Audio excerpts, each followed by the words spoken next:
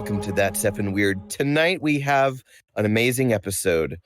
The Nightclub is on, and we've got Travis, and we've got Grindhouse Zombie.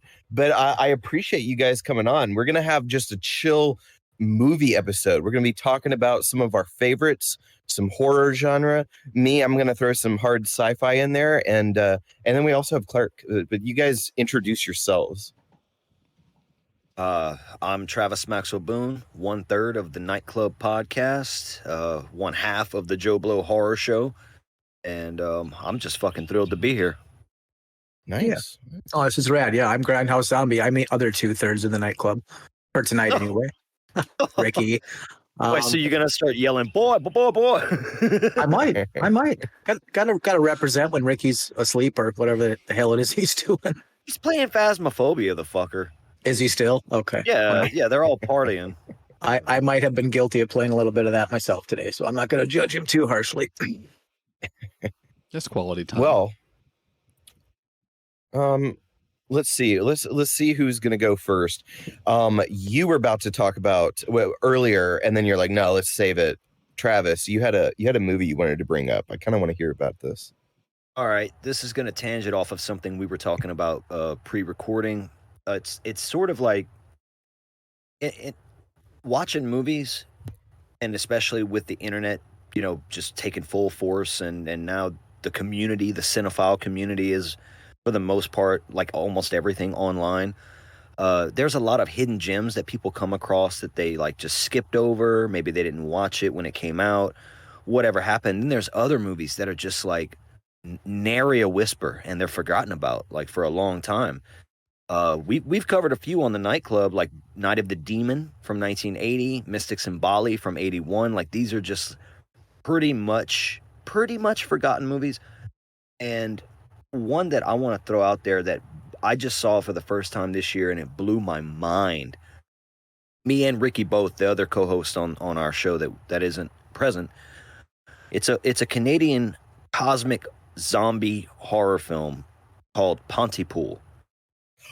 This movie is just wow. Like the from the performances to the cinematography to the I'm gonna tell you, not show you aspect of how this movie's narrative plays out. It leaves a lot of the horror up to description and this does tie into Grindhouse was giving me shit because he thought I was maybe gonna mention Skinamarink, but Skinamarink does this too. It lets your imagination build the horror for you. And I almost think that nothing can come close to your imagination, pretty much. Like it's the most powerful tool. So Pontypool is one. If your listeners have not seen this, and if y'all have not seen this, Clark, Seth, y'all gotta check this movie out. I think it's free on Tubi right now, I think. But I don't want to say what it's about. All I'm gonna say is it takes place at a radio station, and I just want to leave it there with the other clues I gave about it, because I don't want to ruin the movie. I don't want to ruin that movie. I have seen that, and I saw it a long time ago, around the time it came out, and I'm pretty sure like I torrented it or something, because it was like, what, I don't know what to watch, and I saw that, so I downloaded it, and I was also pleasantly surprised. The dude that's in it, what was he? He's in like a lot of stuff. I just don't know his name. The main guy. I'll be honest, I'd never even heard of him before that movie.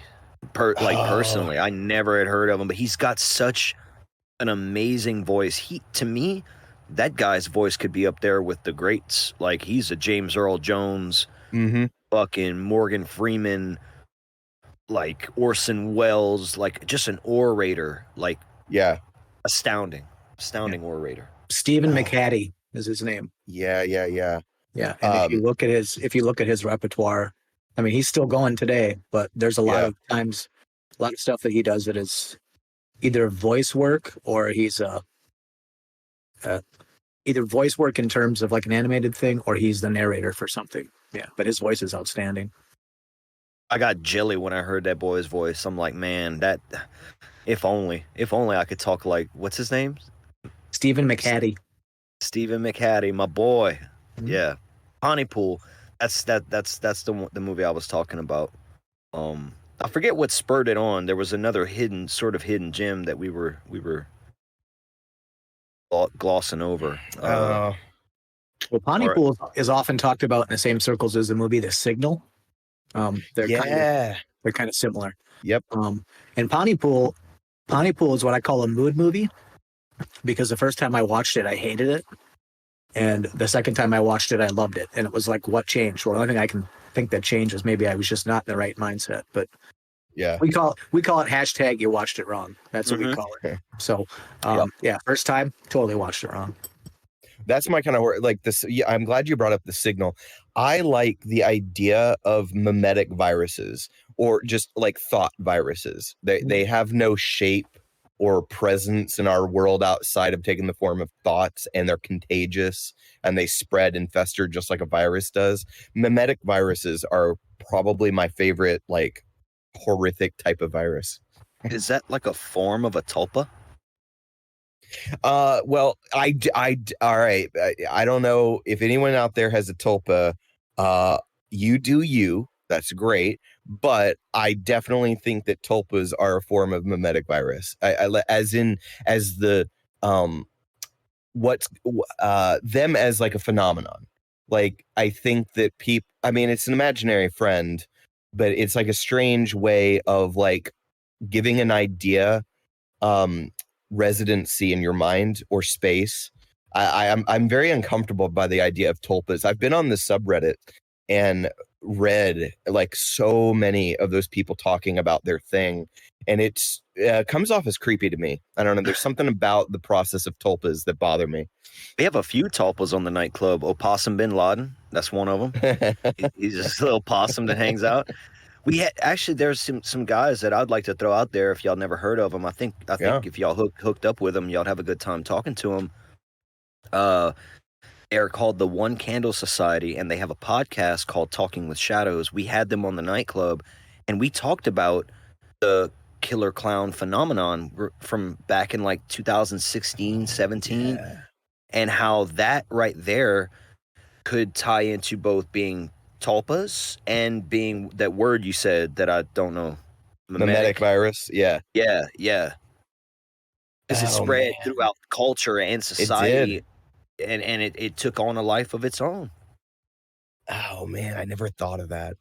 Yeah, almost like what happens when the tulpa manifests to where it takes over their body. Like, is that what you're saying? Well, no. Well, for our discussion, it was just more so. And I'm not educated in this stuff. They were Talking with Shadows are experts on urban legends and myths and paranormal stuff. Like I dip my toes so I can kind of free will in a conversation about it, but they knew what they were talking about. But no, it wasn't so much that someone was possessed by a tulpa, although that's interesting. And maybe we touched on that, but I don't know what would be an example of a tulpa is actually possessing the person or persons who helped create and nurture it. Well, all right, I'll tie it into your theory of the clowns being a form of mimetic virus. What if someone had a tulpa that just so happened to be a clown? They gave it so much real estate in their mind that eventually that personality dominated and just became the main personality. I mean, because reading through the subreddit, it's like people are playing with fire in terms of split personality disorder or something like that, like almost like summoning a problem that could, like, down the line in life you could have an issue. I don't know, I may be completely wrong about it, but that's my gist. What's wild though is that in around that year, the 2016, 15, 16, 17, you had Stitches, I believe, came out somewhere around there. Mm-hmm. You had Gags or Giggles the Clown. It a really cool found footage horror movie. Giggles. I gotta check that out. Or Gags the Clown. It's one of those two. Really cool movie. And you had the big mainstream adaptation release of Stephen King's It Chapter 1. Oh yeah. All coming out around the same time that the killer clown phenomenon happened. So it's like you could choose to view something like this from a bunch of different perspectives, and I dig doing that kind of stuff. Like, you could say, well, it was just in the zeitgeist at the time, but is that also not the same as something, an idea given life, like breathing, living, given life? It's not an organism that we recognize, but maybe it's something kind of like life. I don't know. I don't know. I'm a Cajun from Louisiana. I don't know shit about nothing. So I just have fun with these things. But yeah. Well, the clown phenomenon, though, honestly, I think was driven by two things. It was definitely driven by Stephen King's It. That was a big piece of it. But I think you have, and I'm going to try not to disparage here, but you have a group of people that like doing things like cosplay and whatever else. You know, I've gone to a nerd convention and done it myself, so I get it. Fuck yeah. But there's a lot of people, I think, that don't understand that there's a time and a place for that.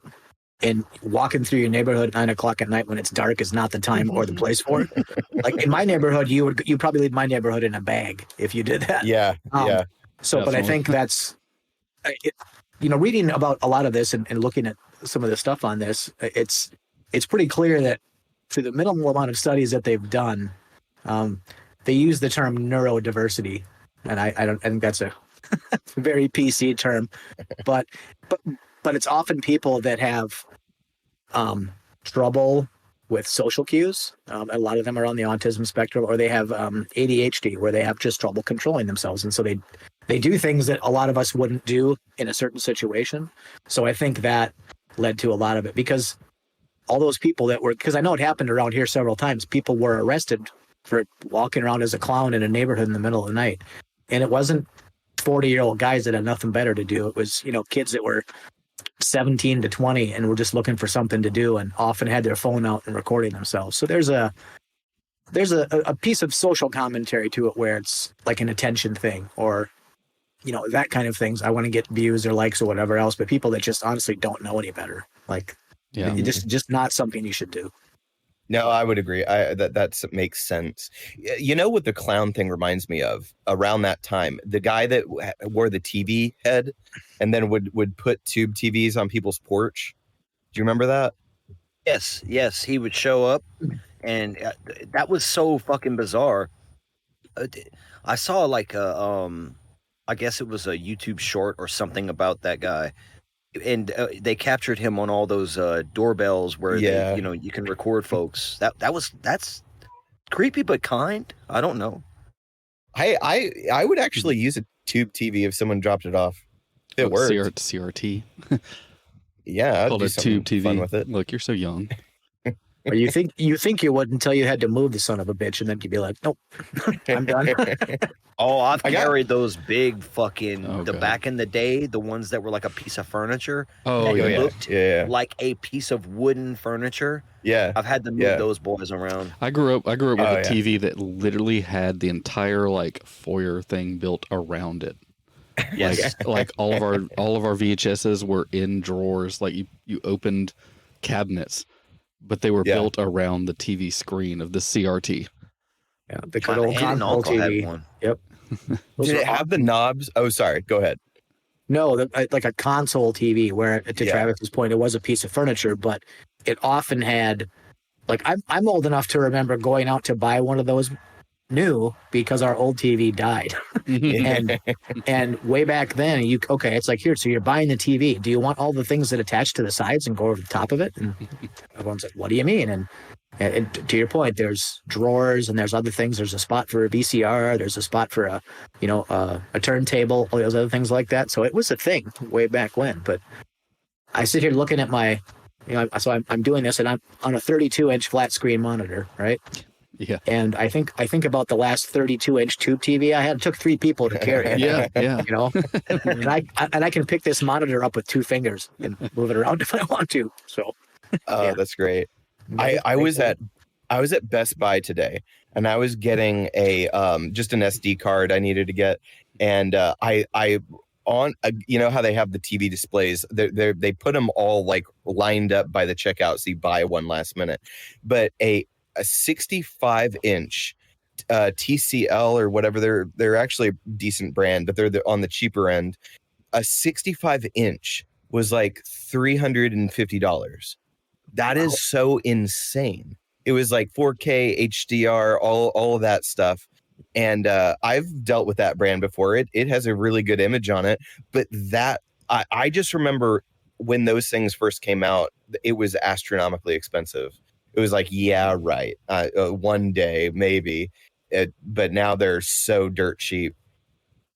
Oh, yeah. I think even now, like a good computer monitor is more expensive than a good flat screen TV. Because I remember my first flat screen was, I want to say it was 32 inches, either 32 or 31 inches, and it was like $1,200. Oh, and it was 6 inches thick. You could theoretically hang it on a wall, but you needed 2 studs to hold it up. So it was still, for its technology, it was still big. And it's like, like I said, I think I paid more for this 32-inch curved gaming monitor that I'm looking at right now than I did for my 75-inch TV upstairs. Yeah. God damn. Hey, I want to get those refresh rates. I wanted to back up for 1 second. Since we went off on technology there for a second, TVs, but going back to the space in your mind and giving that up to a like an imaginary person. There's a movie that I don't know if a lot of people talk about it anymore, really, but it's The Uninvited. Yes.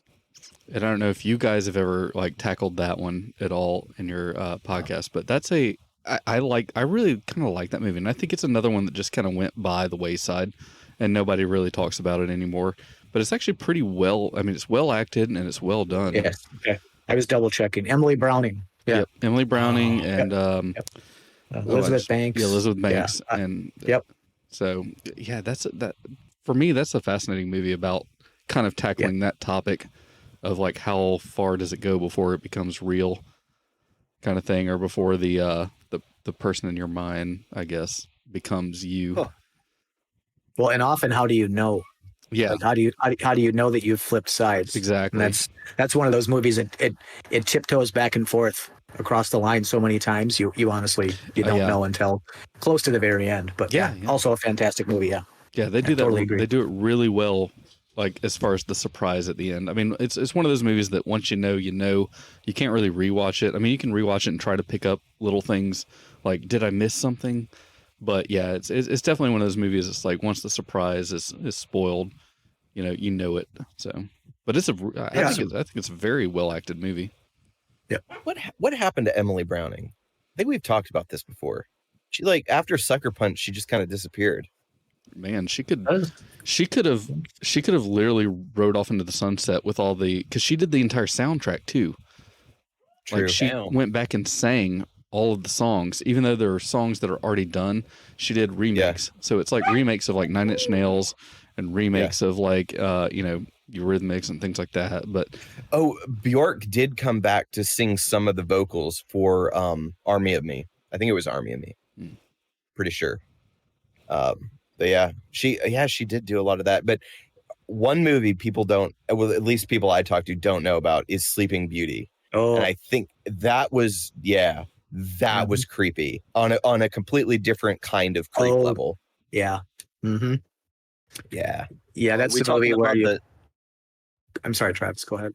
Which Sleeping Beauty? Like the Disney movie? No. 2011 with Emily Browning in it. Oh, it has got a creep factor. It's how do I even describe it? It's she takes this job and she's it's literally the room full of creepy old men that want to just touch and poke, and it is. Yeah. I mean, and I would call it an erotic thriller. I think that's safe, or maybe close. Yeah. Close. Well, there's all those undertones, but she's more or less pimped out as a teddy bear. There's no sexual contact. At least that's what they tell her. Yes. And it is just wild. It's wild. And I definitely think that stuff goes on. I think there's enough innuendo that you're like, well, yeah, probably. But yeah, it's that movie has got, when you talk about it, and not even in terms of a horror movie, but talk about a movie that's creepy, right? Just creepy. And I'm not scared, I'm not whatever else, but my skin is crawling. That movie is just drenched in that feeling. Drenched. Yeah. She really Yeah, she hasn't done much. Emily Browning. She's at her, and even when she was the things she was in, it was sporadic. She had 2 years and 3 years in between things. Interesting. Yeah. She's a fantastic actress, so that kind of surprises me. Yeah. Huh. Sometimes they choose not to work. Might be, who knows what's going on with her. I think we're kind of going through a movie that would have been a hidden gem in a few years, that it's actually getting its resurgence like right after it came out. We sort of kind of strong-armed some friends of ours to review this movie. Shout out to Chuddle the Pod. We're part of their Patreon, and we got to choose their next Patreon exclusive horror review or whatever. Maybe it's not exclusive. I don't remember. But it's the Patreon pick, and they're going to cover The Empty Man, which was widely mismarketed or just marketed incorrectly when it came out. The trailer shows you like a slasher, teenage, whatever movie. It just looks very bland and blah and mid as fuck. Do y'all curse on here? Yes. Oh, okay. Well, I listened to 2 episodes, but I didn't notice any cursing. So it looks mid, but when you watch it, it's a cosmic mind fuck. Empty Man. Yeah. That's another one I'm gonna throw in there. Was that Army Hammer? Do not remember. There was an Army Hammer movie that was sounded like that. Let me see. There was the Bye Bye Man and the Empty Man, and they both came out close together, at least within a year or two of each other. And Bye Bye Man is, I think that's the movie that I would say fits the bill for the generic sort of horror movie. But Empty Man, yes, again, completely just marketed. I understand why they did it the way they did it. They probably wanted more asses in seats, and they wanted to get the teenage crowd in there, whatever it is. But it's not the kind of movie you think it's going to be if you watch just the trailer. Okay. Yeah. My favorite part of that whole, I do remember bits and pieces of it. It was a bit ago, but the opening scene was just like, I loved those visuals. It starts off in the snow, and the opening before, like cold open, I guess it is. It's a cold open. It knocks you on your ass, and then the whole movie just continues to spiral. And what a journey! What a journey The Empty Man is. But I know that the other thing that we had that we were going to talk about was Clark had noticed some recurring themes, I think, in some movies that were coming out. Yeah. There's some movies that I feel like, I don't want to say they've actually robbed plots, but maybe have definitely been inspired by certain things. One of them was Road to Perdition. I feel has definitely inspired the John Wick series as far as a family revenge movie. And like, there's just so many beats in that movie that I feel like they just like they hit too close. They hit too close. A man has his family killed by his former employer, and then the former employer reaches out to him and says, "Hey, I'll give you X amount of money if you'll just walk away and let this go, and not kill my son," who is the perpetrator of said like offense. And he says, "No, I'm not going to do that." And then it becomes like a systematic hunt, I guess, of this person to kill that whole family and bring their empire down, kind of thing. And I feel like it's too many beats there. There is another one that I've brought up to Seth also. I feel like Rogue One, a Star Wars story, is Halo Reach. Oh yeah. And I don't think the spin-off Halo game. Yeah, well, technically it's the prequel book. So they wrote the book before they made the game. So Halo the novels as the games came out, the novels actually came out before they released the game Halo Reach. So the novel was Halo Fall of Reach, and I feel like Rogue One pretty much does all of the exact. It makes you do like the heartstrings. It pulls on the heartstrings at the exact same times that Halo Reach does. So they that's two of them right there. I was having a conversation with somebody earlier today about the Star Wars movies. It's tangential. I'm sorry, but it's because it's not really relevant to plot robbing. So let me go ahead and back myself up. Although I guess Star Wars could be relevant because a lot of people say that Force Awakens, and I would kind of agree with them, is a remake of A New Hope to a degree. Yeah. I think, and this is going to open us up to a much bigger discussion. So let me, like, y'all go where y'all want to with this, but I am a Star Wars film apologist. I grew up watching the classic trilogy, right? And at the age when it was coming out, the prequel trilogy was coming out, I was a young kid, so I was there for it. Jar Jar Binks, I loved him. I didn't hate him like a lot of people did. And I always enjoyed those movies.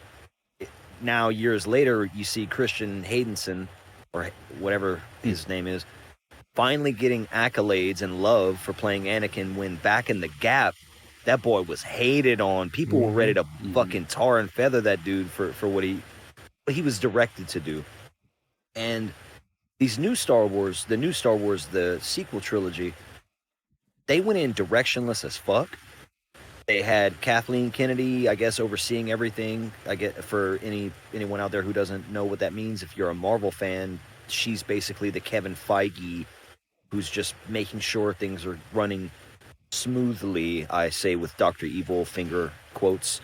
And they didn't have a plan for this trilogy. It was like, let's just let each new director continue the story and do what they want with it. And they got J.J. Abrams out the gate like, hey, J.J., make a blockbuster Star Wars movie that's going to satisfy everybody. And JJ was like, don't you even worry about that. I got you. And he did. He did that shit to me and to a lot of people. Then Rian Johnson came in, just big dick swanging and just fucked everything up, but in a great way, in my opinion. I love a movie. I love when I'm watching a movie and because I do this not even thinking about it. I try to predict what's coming next. I don't even think about doing it. I just do it naturally. And when I couldn't predict what was coming next in that Star Wars Last Jedi movie, I was so fucking thrilled. Third one, I mean, I guess it went off the rails too much, and they got JJ back and wanted to fucking fix shit. A lot of cool, dope-ass horror imagery in there. The Emperor's cosmic as fuck. Cosmic necromancy with floating pyramids. Fucking amazing.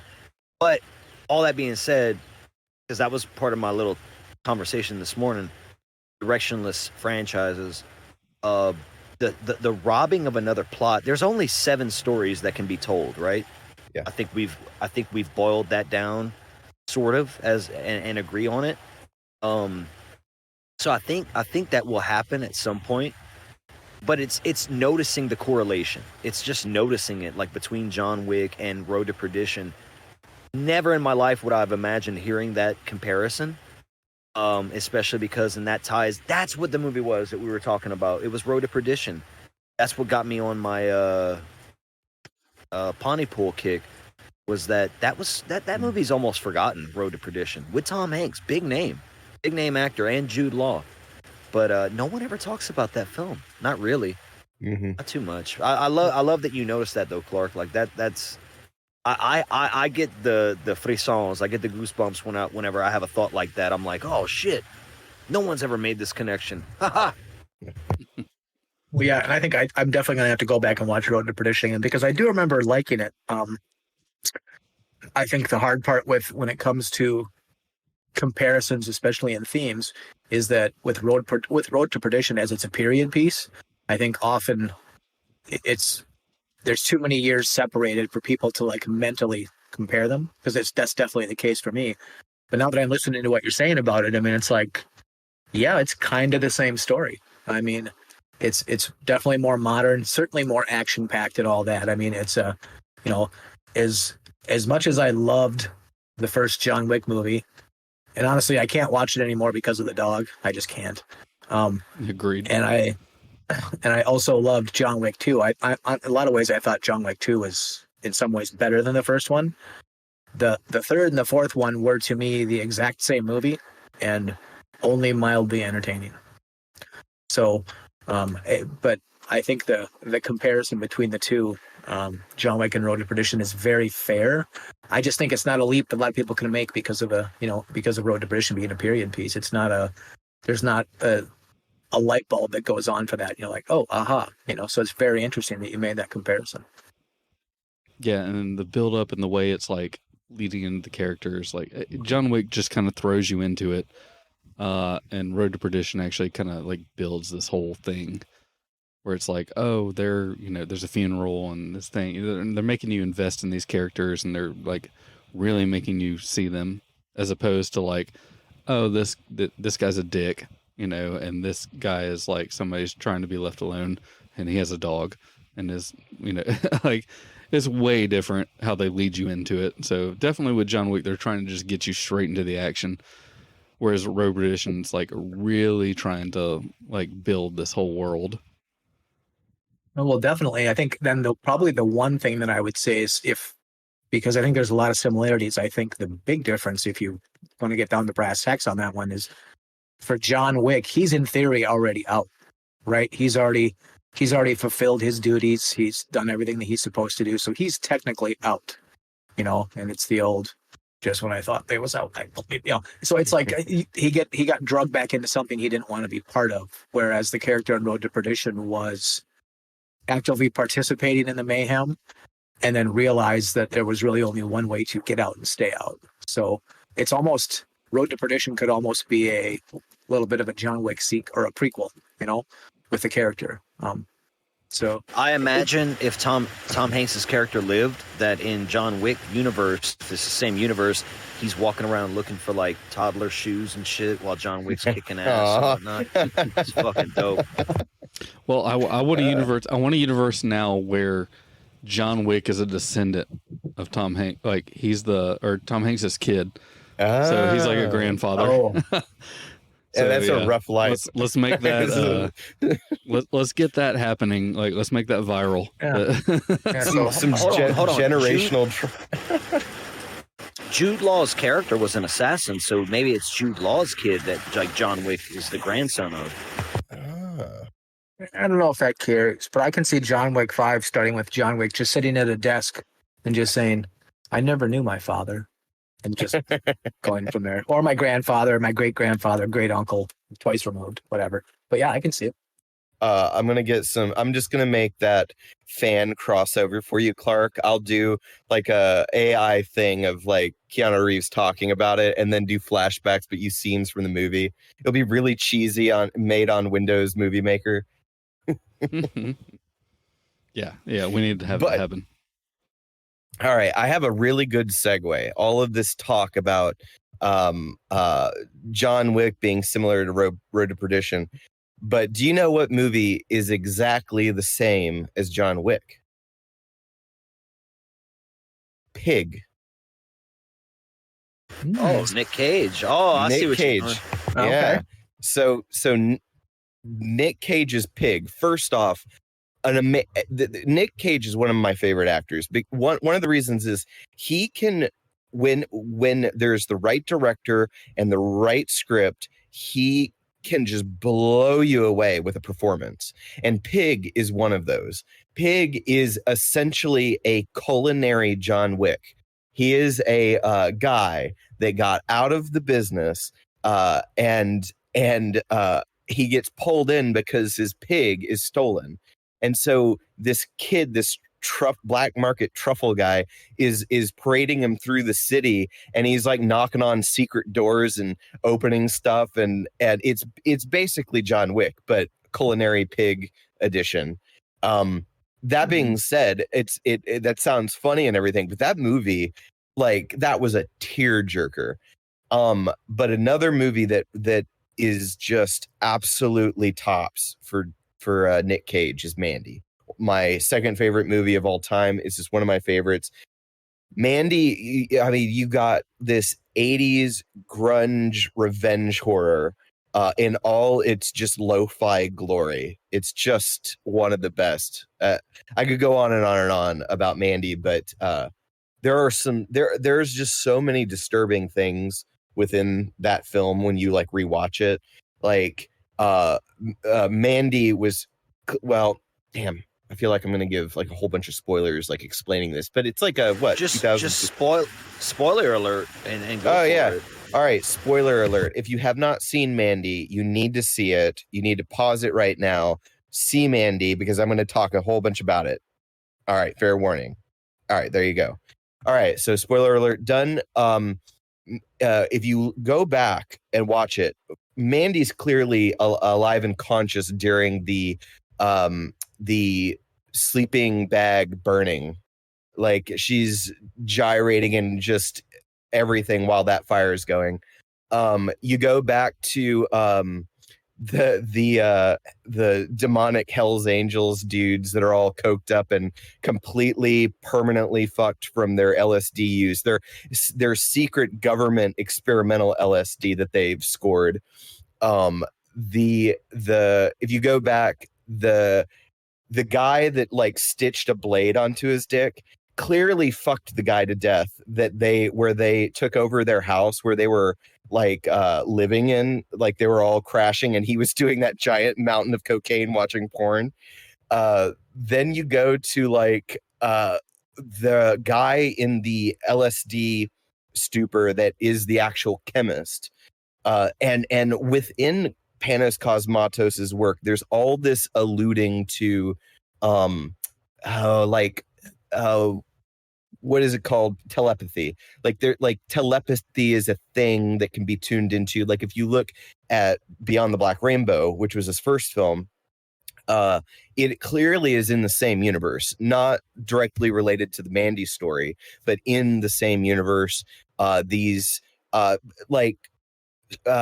of these corpo organizations that have ties to the government are doing research on anomalous children that are being bred in the Borealis Institute, and there's all of these sacred ceremony psychosexual LSD experiments. And then you get into Mandy, and then that opens up and shows what's been going on with like the chemist and all of that stuff. And even the chemist, he like his eyes roll back in his head and he's like, you exude the cosmic darkness.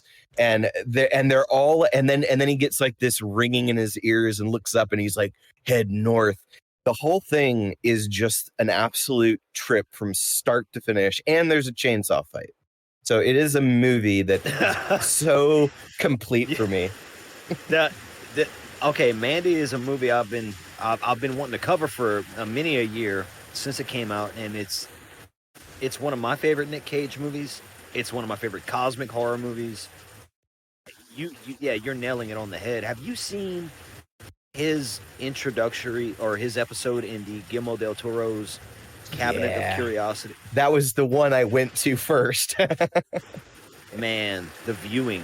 Yeah. For y'all, anyone that has not seen that, go watch that particular episode. The whole thing is worth watching. The whole Cabinet of Curiosities is worth watching. But man, the fucking the Viewing is dope. It's dope as fuck. I'm sorry if y'all can hear noise. No, I have a noise canceling thing I can throw on your track. You're fine. It is storming out here. Well, be careful. We were podcasting like 2 weeks ago or something, and I just quickly had to go because all my cats were outside, and a devastating southern storm just swooped in out of nowhere. I'm currently in the midst of one, if you can tell. It is raining and windy and lightning and thundering right now. Wow. You have to go. What were we recording that one night, Travis? You were sitting in the same spot But as you were talking, you were saying something super profound, and as you said it, there was a huge lightning bolt that came down behind you. That was fucking awesome. Oh, that was take 2 with Kellen from That's what it PBS was. Studios. Yeah. I was shilling. I was telling that man, I got this role I want to play. I've had it for years. I want to play a super evangelical Southern preacher who's just screaming from the pulpit about like just going off. Think Michael Parks in Tusk, like that kind of or Red State, that kind of monologue, and but more ridiculous. And I was shilling to this man, and the lightning was crashing behind me, and it just looked dope. It was fire, cuh. Yes, it was. Oh man. Yeah. Yeah, it's interesting. Go ahead. I was gonna move on. I was just gonna say, we're talking about movie comparisons. One that I've been making lately, because both of the movies are, and for the one, the book is on my rewatch / reread / re-listen list. Is I've been mentally making a lot of comparisons between Silence of the Lambs and the movie The Menu. Menu. Yeah, and I see the chef sort of as our Hannibal Lecter, and I see Margot sort of as Clarice. I mean, maybe the relationship doesn't build to the same level of intensity that the original Silence of the Lambs story does, but there's some sort of, I don't want to use the word cosmic, but there's strings. There's strings that I think tie all those characters together in their relationships and how they do things. It's a respect thing. Like they look like, he definitely looks at her and he's like, you don't belong here. Like you're different. Yeah. Yeah, and that's kind of the same thing that Hannibal Lecter does to Clarice when he first meets her. He basically, he calls her a rube in cheap shoes. That she has an ID that expires in a week and all that. So basically calling her a fraud. So there's a lot of things that because I think I've seen The Menu now 7 or 8 times, and every time I see it, the interaction between the chef and Margot feels a lot like Silence of the Lambs to me. I know you're number 1 from 2023 now, 2022 now. That's a lot of times. I've seen Terrifier 2 far more times than that. So sorry. And on Wednesday, I'm going to see Terrifier in the theater. So yeah, boy, back out. That original is coming back the fuck out. That ties us all back into like our clowns and everything. Yeah, it does. I don't have a plot robbing type thing, but Panos Cosmatos, I wish that boy would make. Oh God, this is horrible. I wish that boy would make something that would allow him to somehow cross over a little bit more, but maintaining. I want him to pull a Robert Eggers, keep your style, but cross over to where more people are interested in see your work because he is worth checking out. I think he's there with the horror community, but I'd like to see him branch out a little bit more. Yeah, that's a really good comparison. Robert Eggers it. I mean, he went mainstream, and it's almost like it's not a direct comparison, but it's kind of like Ari Aster. A little bit smaller stuff, and then all of a sudden there was like this. There was Hereditary, there was Midsummer, all of these. And I kind of feel like that he's on that level, but not in terms of like the public eye. And yeah, I agree with you. I wish there was a bigger audience for him. I don't know if studios matter. Like, I'm kind of dumb when it comes to how the business runs or anything, but like A24 needs to look into Panos because I'm pretty sure everything he's done so far is Magnet, and I think it's Magnet, but don't quote me on that. See, I always. Just real quick. Yeah, go ahead. Welcome to the Nightclub. I always cringe when Travis mentions Robert Eggers because we have such different opinions on his movies. I think The Witch is fantastic. I think The Lighthouse is and I think The Northman just sucks. So and Travis is kind of the other way. He doesn't really like The Witch and then thinks the movies get better as they go. Oh, no. Well, I mean, you like The Witch, but you love The Northman and you love The Lighthouse. I love The Witch the most. And then, but I think, no, The Witch was life-changing. I saw that in theaters. It was either go watch American Made with Tom Cruise or go watch The Witch. And I was like, oh, yeah. I'm going to watch The Witch. Duh. And that movie, to me, that's his most Kubrick-esque type of movie. But I think Eggers is knocking it out the park. What I do is I hold up, because they all came out around the same time, and their filmography is coming out sort of at the same pace. Is Robert Eggers, Ari Aster, and Jordan Peele. I am least impressed with Jordan Peele, although the mainstream view is that Jordan Peele is the most impressive. Disagree. Not hard disagree, but disagree. Ari Aster, middles for me. Still think he's great, but I think he's finding his voice. I think Eggers came out the gate. He knew what he was. He is giving you meticulously made Kubrick-esque horror movies that delve outside of horror movies and go into other subgenres, but also historically, I can't say that word. Historically accurate to a point movies. Like, this guy's level of attention to detail is off the charts. Eggers is my favorite of the three, and I think all his movies are 10 out of 10 masterpieces so far. Okay. Respectfully disagree. Oh, man. Besides that, well, we're touching on Panos. We're touching on the comparisons. I did bring something a little bit different to the table. I don't know if y'all want to touch on it, but we could save it till later, maybe, if we're not done with the movie talks. But I was inspired by y'all's Pennsylvania Unsolved Mysteries episode, and so I thought maybe I'd bring some Louisiana myths and legends to y'all. I'm down. Now, I don't want to just like completely veer off topic, but that is something that I do have waiting in the wings if we want to go there at some point. Just saying. Oh, we'll definitely have a lot to talk about. So I'm from, I don't know if you've heard like in the episodes, I'm from the low country of South Carolina. And there's a lot of similarities. I've been to Louisiana, been to New Orleans, and all that kind of stuff. A lot of those like Gullah legends and things like that. So like very similar kind of things. So I am definitely down for that.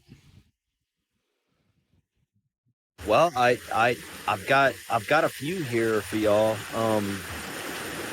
Down south, this is like, I'll start with the heavy hitter, Marie Laveau, right? Yeah, absolutely. Like Marie Catherine Laveau was a Louisiana Creole who practiced like voodoo, and she was alive in the 1800s, so she was kicking at that point in time down in New Orleans. And there's this legend that if you go to her grave, so she was known as the Voodoo Queen, right?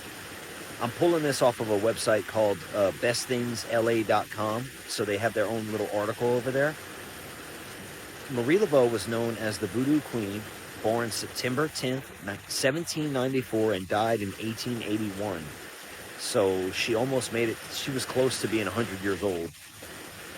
And she was born in the French quarters of New Orleans, which is if you go down there today, you can feel how old that area of the city feels. It's kind of breathtaking too, to be honest with you. And she died, right? And she has this gravesite. They say if you go to her grave and you place a rose there at midnight on her birthday, you can levitate off of her gravestone. Oh, so, look, I've got nothing to verify that, right? It's woo-woo as fuck. I'll try it. But I just thought it was something cool that, like, oh shit, I didn't know about that. I didn't know about that. Well, there's your homework for the next nightclub. Yeah. Here, I'll bring it back to movies, and with the woo-woo stuff. This is another movie that I think is very underrated that people forget about. And I told Seth about it. It's Midnight in the Garden of Good and Evil.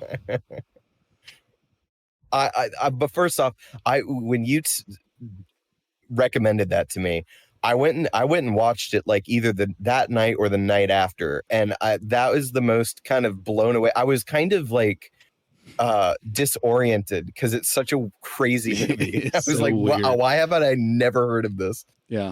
So it's a Clint Eastwood directed movie. Actually, his daughter's in it, Allison Eastwood, but it's John Cusack. Why did I just blank out on his name? Guy who's kind of been blacklisted now. Kevin Rapey. Yeah. Kevin Spacey. Yep.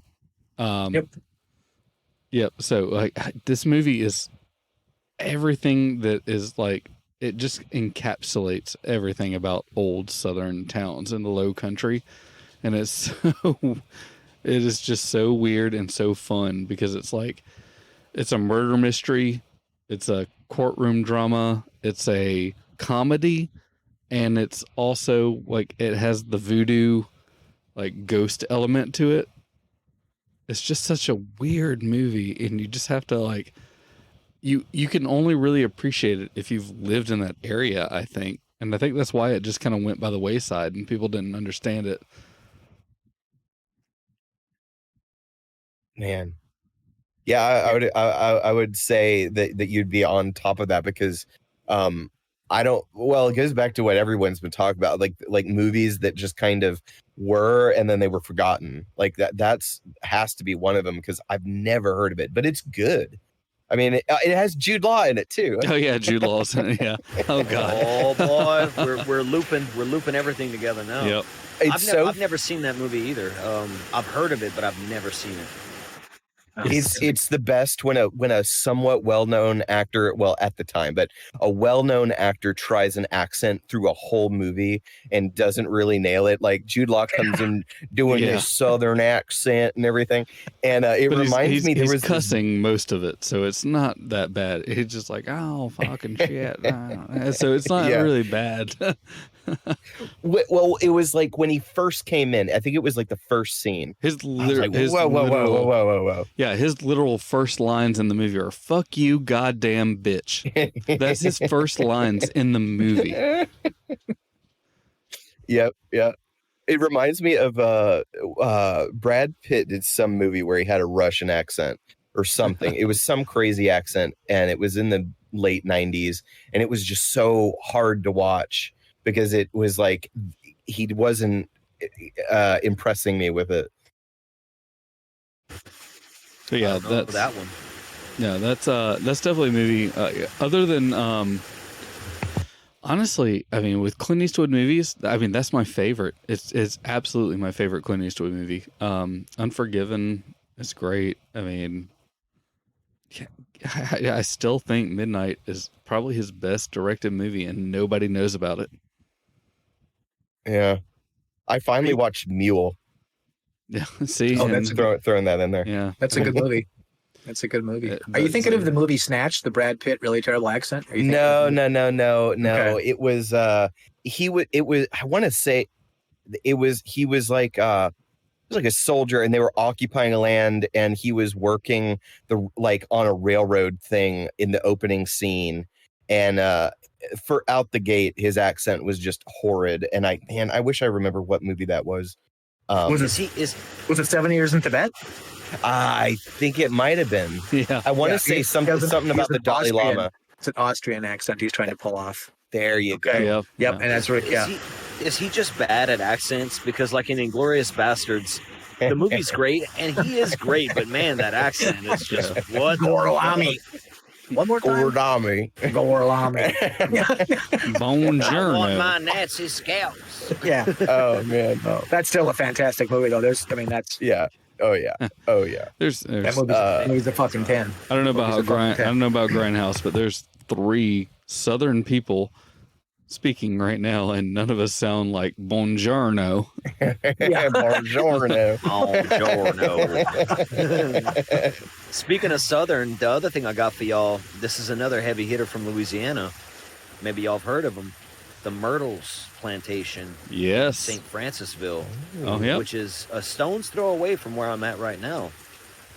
This plantation was owned by a bunch of families between 1796 and 1834, and plantation, obviously, this is during the slave period of, America's history, what was going on then. But today it is known as one of the most haunted homes in all of America. So like Amityville, eat your heart out. The first little thing that I've got from this is the legend of Chloe, that started with the photo taken for insurance purposes in 1992.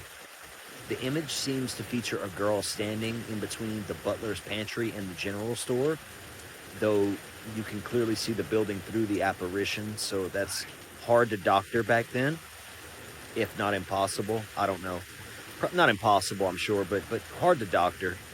The second is taken during a school field trip where a teacher and her student are taking a picture in the courtyard. If you look in the window behind them, you see a little girl, and this has become known as the ghost girl of the plantation. Both of these photos are in circulation, but there's so many stories with the Myrtles, and we plan on recording an episode there one day. Just saying. Oh shit! I'll fly there. I will fly there. Come on down, baby. You got some gumbo, some rice and gravy, some I'll drive. Shit, I'll be there.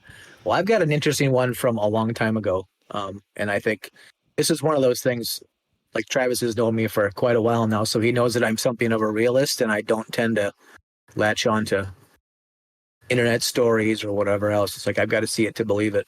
So a long time ago, my first engineering job, my company had a plant in Montevideo, Minnesota. That's a small town way west of here. Not a ton of people.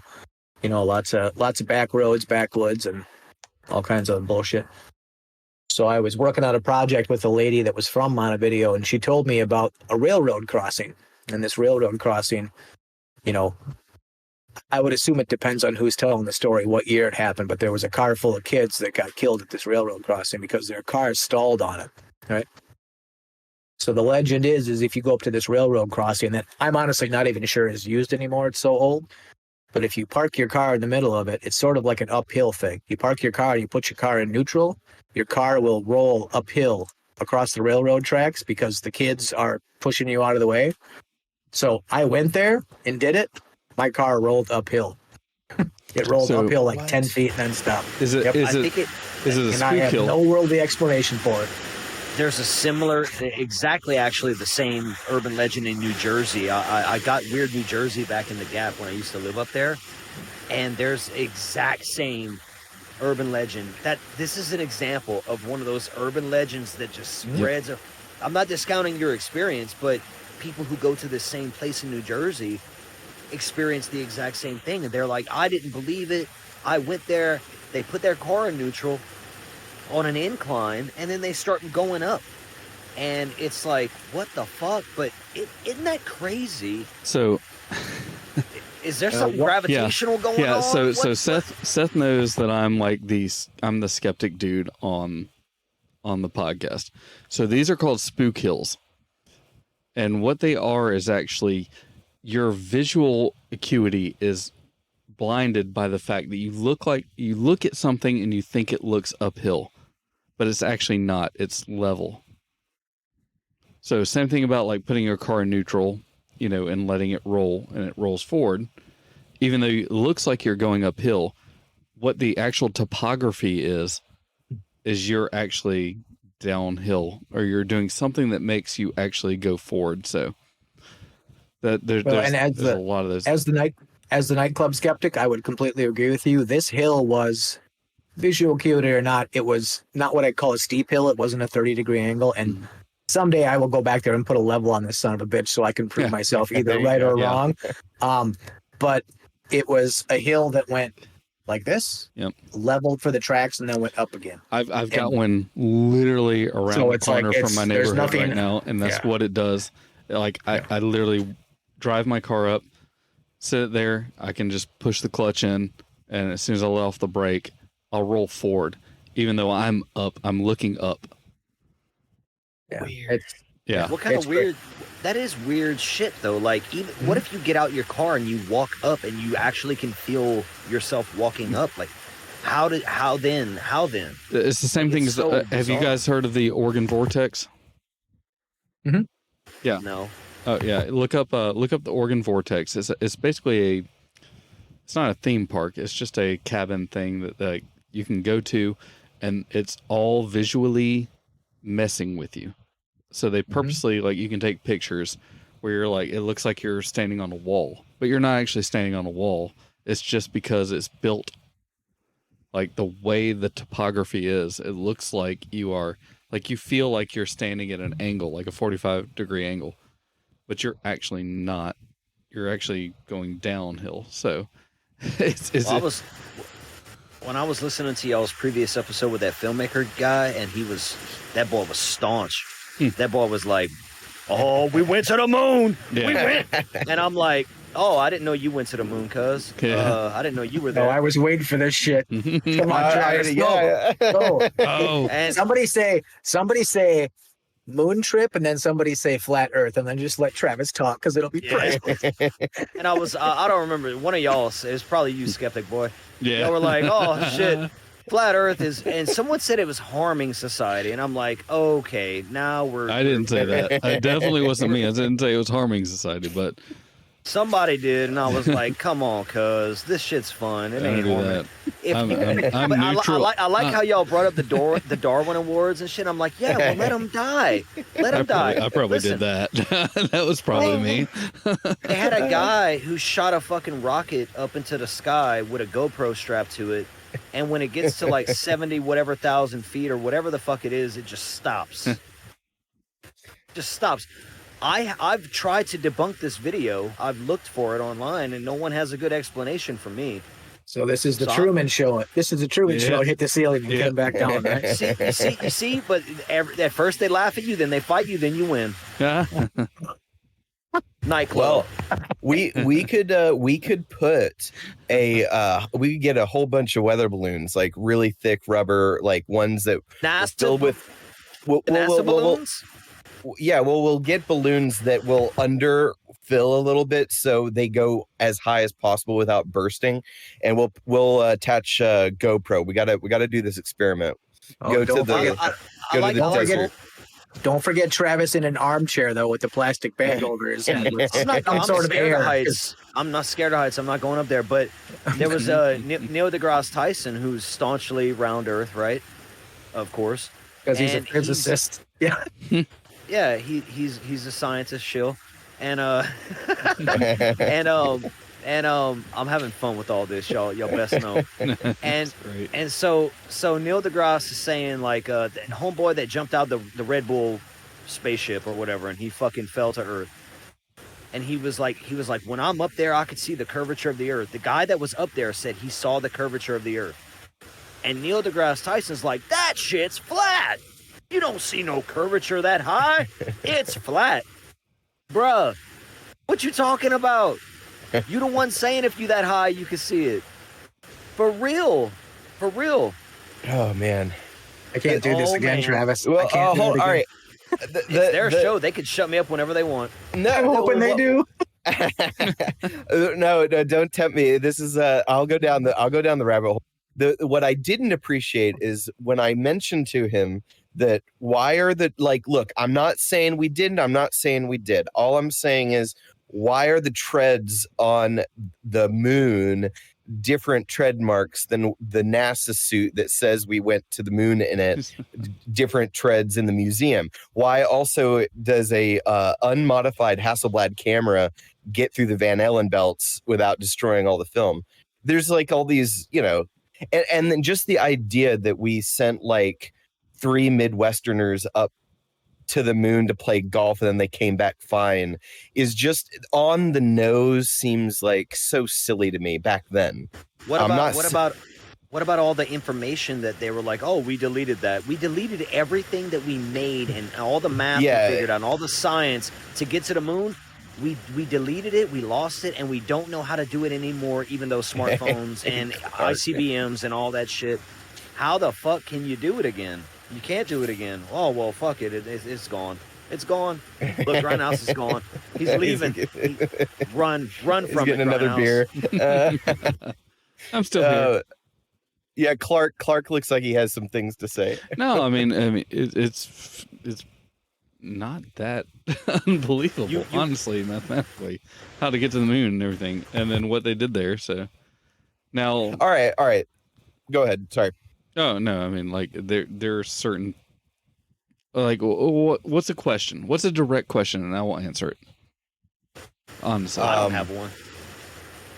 I'm just pointing out things like how he was, like they lost all this information, and they don't know how to replicate it. They claim. Okay, so the exposure thing on the way out there, how were they able to take pictures once they got there? So first off, film does not actually get exposed until it's actually in the open and exposed. So it's closed the whole time. You know that. But I mean, you're a photographer. What about all the little tiny radiation particles flying through their bodies, flying through the camera, flying through the film that's unexposed? Yeah. Like I'm not smart, so I really don't know how. No, they definitely got exposed to all that. That's a problem. They definitely got exposed to that. Meteorites that would have been that are so small we can't detect them, but they're zipping through space at astronomical speeds. How would that not puncture a spaceship? Well, and fuck space is up? So infinitely huge. It's really not. Like everything is so, like, even the asteroid belt between Mars and Jupiter is like so wide. Like that's the thing about Star Wars that we joke about. It's like, oh yeah, you'd never go through an asteroid field because it would never look like that. Asteroids would be millions of miles apart from each other. This is like me and my buddy Frank Esposito having a debate because I'd always lean on the conspiracies and he always leans hard science. And so me and him are having this and he's like, well, actually. And I'm like, yeah, well, that sounds good, but also... So you're saying, Clark, that radiation can't, or unexposed film, you're saying that radiation you wouldn't have burns, like really bad, like light, it would register as a light leak, but it would just in reality be radiation burned film. That stuff is like sensitive. Yeah, but where's the radiation coming from? Is it just solar flare? Is it solar radiation, background radiation? Just from what I understand, the cosmic radiation, once you get out of the Van Allen belts, is pretty extreme. Yeah, not even coming from our sun. Also, at any given time, like I don't know this because I'm not going to say I know it for sure, but where was the Earth in relation to the moon and the sun at the time when things were done? So like, was it really, for launch? Yeah. Like, is it actually getting blocked from any solar radiation? So how many missions did they have? It was 7 missions, right? Well, there were 16 Apollo missions, only 4 of them actually landed on the moon. So okay. And out of the ones that they landed and took pictures of, was it all 4? I don't know. I'd imagine it was. Yeah. If it was, I would think somebody brought a camera. Yeah. Right. Going to the moon. So then 4 times in a row, they just got lucky.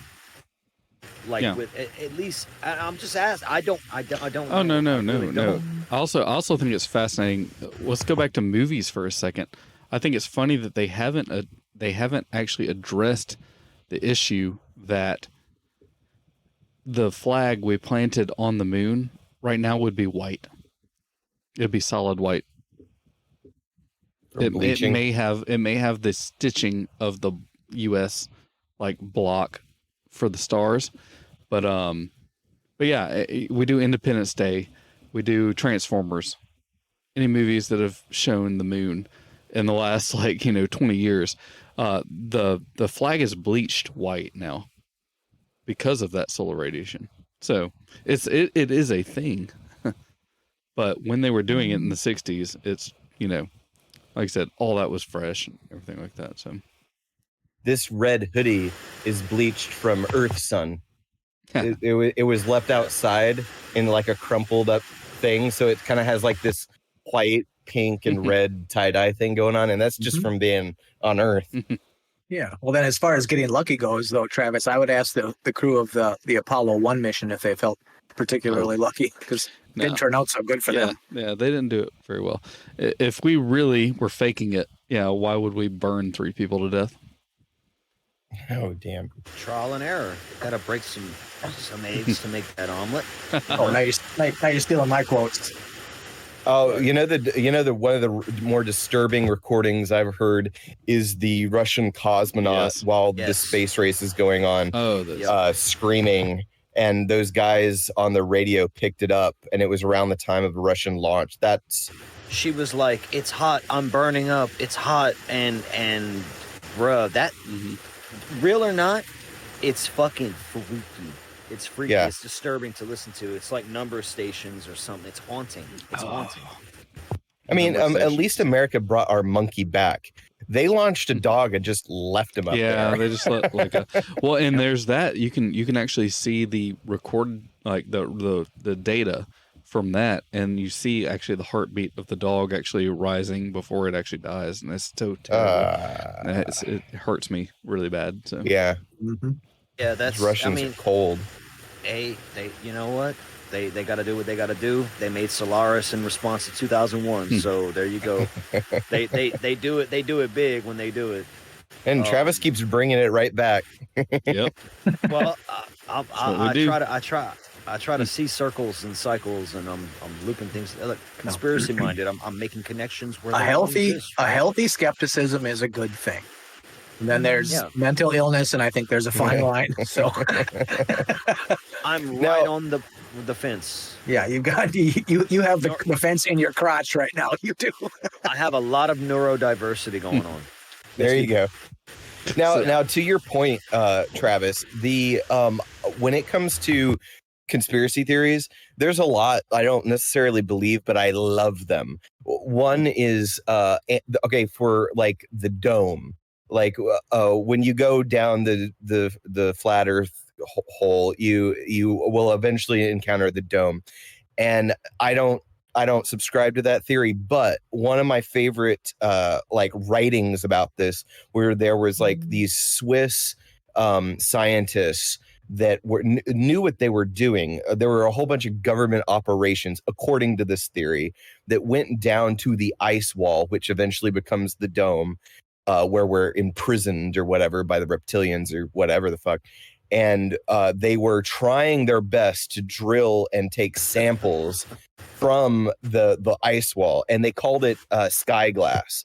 It was this blue rocky substance. And they did manage, after a whole lot of trial and error, to dislodge it. And it proved very difficult. So they get the sky glass and they transport it up to wherever the country was that was researching this, according to this theory. And as they kept, as it was in transportation, it evaporated. It didn't melt. It didn't do anything. It just slowly shrunk down until it was nothing. Now that's a good conspiracy theory. If someone was making all this up, I like the attention to detail. I also love the fact that Antarctica is shrouded with so much mystery. And there were a whole bunch of artist illustrations, how like they do in courtrooms, they don't allow cameras, but there were these art illustrations around the time. And Clark, I'm so glad, because I think I brought this up sometime and Clark wasn't here, when the Antarctic Treaty was signed and everything. And then later on, recently, we had John Kerry and the Pope visit Antarctica for some reason. And around that time, these illustrations were published that they were dragging out giant bodies, pottery, and stoneworks they were basically excavating and cutting huge blocks way down into the ice and finding all of these dead things, kind of like, the fields of the are they mastodons, whatever, that were, all their bones were shattered and they were frozen instantly, and they're dudes up in California that are still, they're like eating mastodon meat. Or is it mastodon or is it woolly mammoth? It's woolly mammoth. But all these fields of woolly mammoths, and they were all frozen at the exact same time. They had erections, which is proof of suffocation, and their back legs, the hardest part of their legs, were broken. So you take that into effect, and then you transfer this to this illustration and conspiracy theory of them dragging these flash frozen giant bodies out of Antarctica. And you have the Pope, and you have John Kerry, and he was Secretary of State at the time. And Clark had this really great thing that he said, but I can never remember exactly what he said. He's like, what are the two things that the Pope and the Secretary of State have in common? Well, what I said was that I wasn't going to subscribe to any kind of like conspiracy theory. I was trying to like not prove you wrong, but say like, hey, this is a crazy theory, but there's only two places that they would put that information, and that's the Library of Congress, the secret archives, or the Vatican, where they actually have the Vatican sealed archives. So therefore, the Pope and the Secretary of State are the only two people that actually have access to that, executive branch, or the Pope. So that's where they would hide that information. If I could go and see what's in the Vatican archives, or actually hire a team of very smart people to go look for me, because I wouldn't know what to do with that, I would love to see what they have in there from the fucking Library of Alexandria. I think they've got all of it. I'm going to say this. This is actually my real true feelings. Because Grindhouse is making jokes, and he knows. I go off about Flat Earth and Tartaria and everything else. I'm more and more convinced. I don't know, I enjoy certain conspiracy theories, but I'm not going to sit here and actually die on the hill that the Earth is flat and that Tartaria, blah, blah, blah. But I do think we're not being told the truth about our history. I don't think that the human race's history is an honest depiction, whether or not that's by happenstance, like, the groves of academe or fucking just staunch, and they don't want to fucking change what they've built their careers on. So generation by generation, it's hard to chip away. Or the fact that they all know and they're all lying, whatever, or some degree in between. Don't know. But I do think that we don't know the true history of our species and our time on this planet. I don't think it's accurately told to us, revealed to us, released to us. I think there's a lot of hidden shit, and a lot of the winners write the book, right? So I that's where I'm at with it. And so I'm just like, I don't know. I entertain all these different things because I don't know. And that's just fun. Like Seth was saying, it's just fun. It is fun. Regardless, I just think it's a fun time. I'm not a psycho. I'm not going to go out and shoot no one because they think the earth is round. That's crazy. The Travis manifesto. Oh my God. Don't even pretend for a second that it hasn't been written. Don't pretend. It's slowly but surely the Nightclub. Every episode is another fucking chapter in the manifesto. No, I love talking about all this weird shit. Never met a shirtless man that hasn't written it down. It's hot down here, cuz. It's hot. Oh, dude, I feel that. Well, to what you're saying, Travis, I would agree with you. Starting with pre-dynastic Egypt, going backward to what is the thing they uncovered in? Well, the where they uncovered in Turkey. Yeah, Göbekli Tepe. Like pre-dynastic going backwards to Göbekli Tepe, I do think we don't have like the most accurate pick. I think some crazy stuff was going on. And I think that the ancients knew about precession, something that has to be measured generationally to even know that the Earth's axis has a slight wobble, or certain constellations, or that the North Pole of Saturn is a hexagram. Like there are things that pre-telescope that they understood. How did they understand? How the fuck did they understand that? That is one too. That's a little known thing that you just brought up that I don't ever bring up, but it's like tucked away in my memory banks, and you just fucking you got it out. Like, how did they know that Saturn's pole was a hexagram? How the fuck did they know that? Yeah, recent probes not confirmed, but we rediscovered that it was that shape. And And anyway, so I know Clark has his face. No. I want to hear like Clark's the balanced scholar amongst us, and I want to hear what he thinks is in the Vatican archives. And I do want like, what is your take on these things? Like, how did ancient man know these pretty advanced mathematical calculations of how the clockwork of the universe worked and those kind of things? Because to me, it blows my mind. And I don't know, it just makes me feel like there is like these giant gaps, which are filled with the Graham Hancocks of the world that like, that come up with the theories and whatnot. Well, I'll say two things. One, I kind of want to keep a lot of it secret because I want it for my Collapse of the Bronze Age episode. All right. Which these guys, Grindhouse and Travis, are definitely invited on if they want to hear about an actual historical view on maybe why we've lost a lot of this information.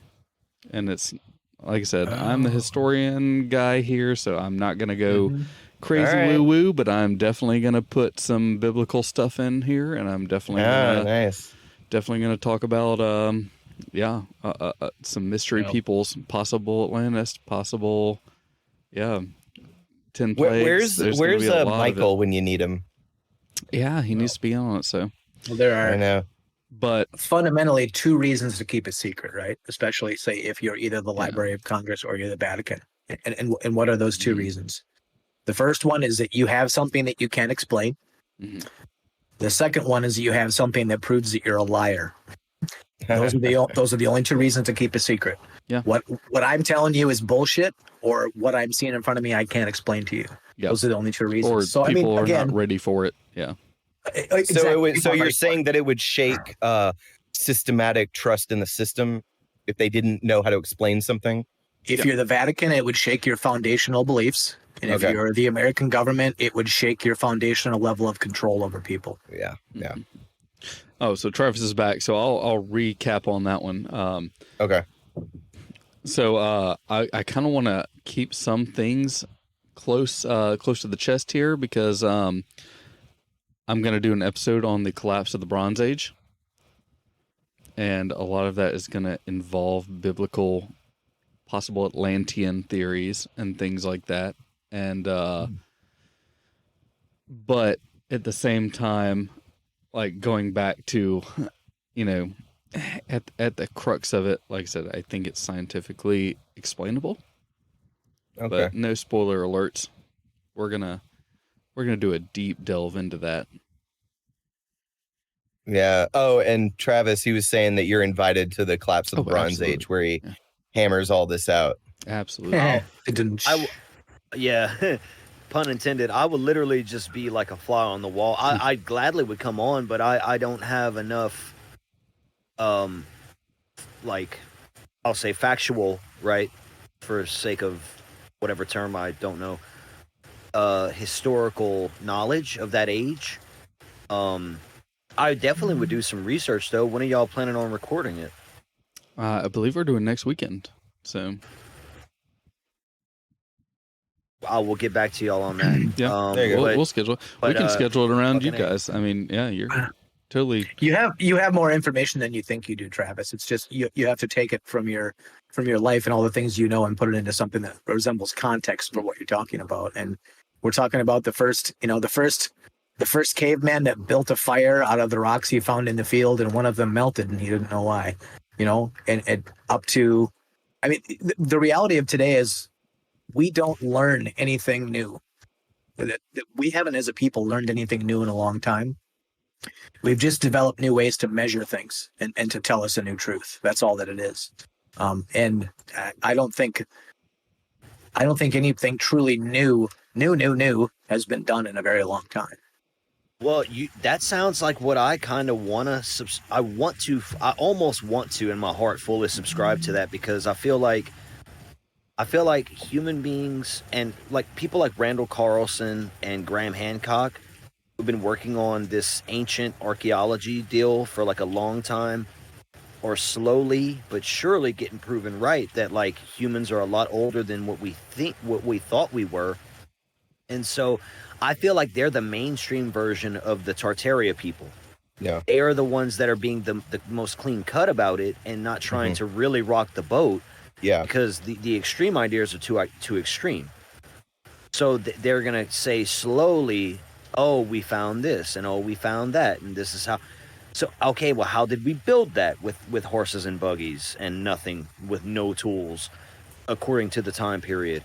And I'm assuming Clark will have all that information in the Bronze Age episode. And hey, man, cool. But what if the Bronze Age needs to be pushed back like several 100,000 years?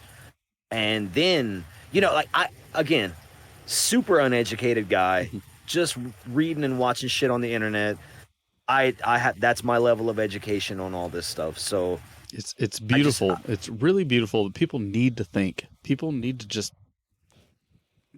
come out with stuff. I get it. Like I said, I'm a history major. I get it. I've read a ton of books, but for you, this must be highly, not frustrating, maybe not the right word, but it's gotta be. If you're a history major, you're probably like hearing me spout my dumbass shit and being like, oh my God. No.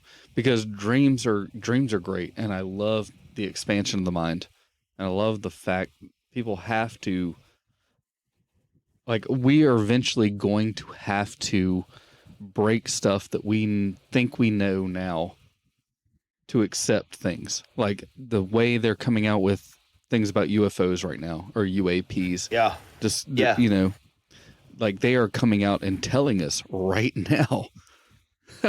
They're like, hey, we found them. We've had them for a long time. Sorry, guys. We're now, we're just now coming out. Yeah, whoops. We got them. Sorry. They're real. And they can turn us to fucking ash at any time if they want to. That goes back, though, to something we talked about earlier, whether people can handle it or not. Yeah. And I think in the 1950s, I don't think people could have handled little green men running around. There was too many, fresh off of World War II, getting into the Cold War, people could not have handled it. And now, I mean, I hate to say it, for as many ways as we have to distract ourselves, people are fucking bored. We are desensitized as fuck right now. Yep. And they came out with that information. All that's a psyop. They came out with information, and everybody just collectively was like, "Okay." Travis is Project Bluebeam over here. For once, Travis, I'm going to agree with you. But the biggest psyop that has ever been performed on mankind is happening right now, and you know what it's called? It's called TikTok. That is the biggest psyop that has ever happened in the history of time. Grindhouse has been on this kick for a while, and I don't TikTok either, but for a different reason. They pissed me off because they fucking flagged me for my own original music that I made from scratch. So cool, TikTok, you dumbasses. Huh. It ain't got nothing to do with China. Yeah, for me. But I do understand his grievance, and also I think he's TikTok. right. TikTok is the strongest, most pervasive weapon that has ever been built in the history of mankind.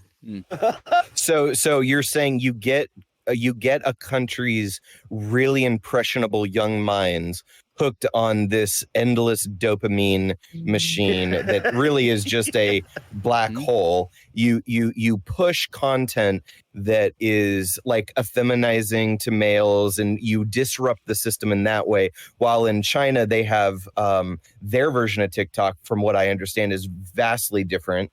It's not spying as much, as they have way more interest in what we're doing, but they're also pushing hypermasculinity on the males, and they have a curfew on their time on when the app shuts down and they can't watch it anymore.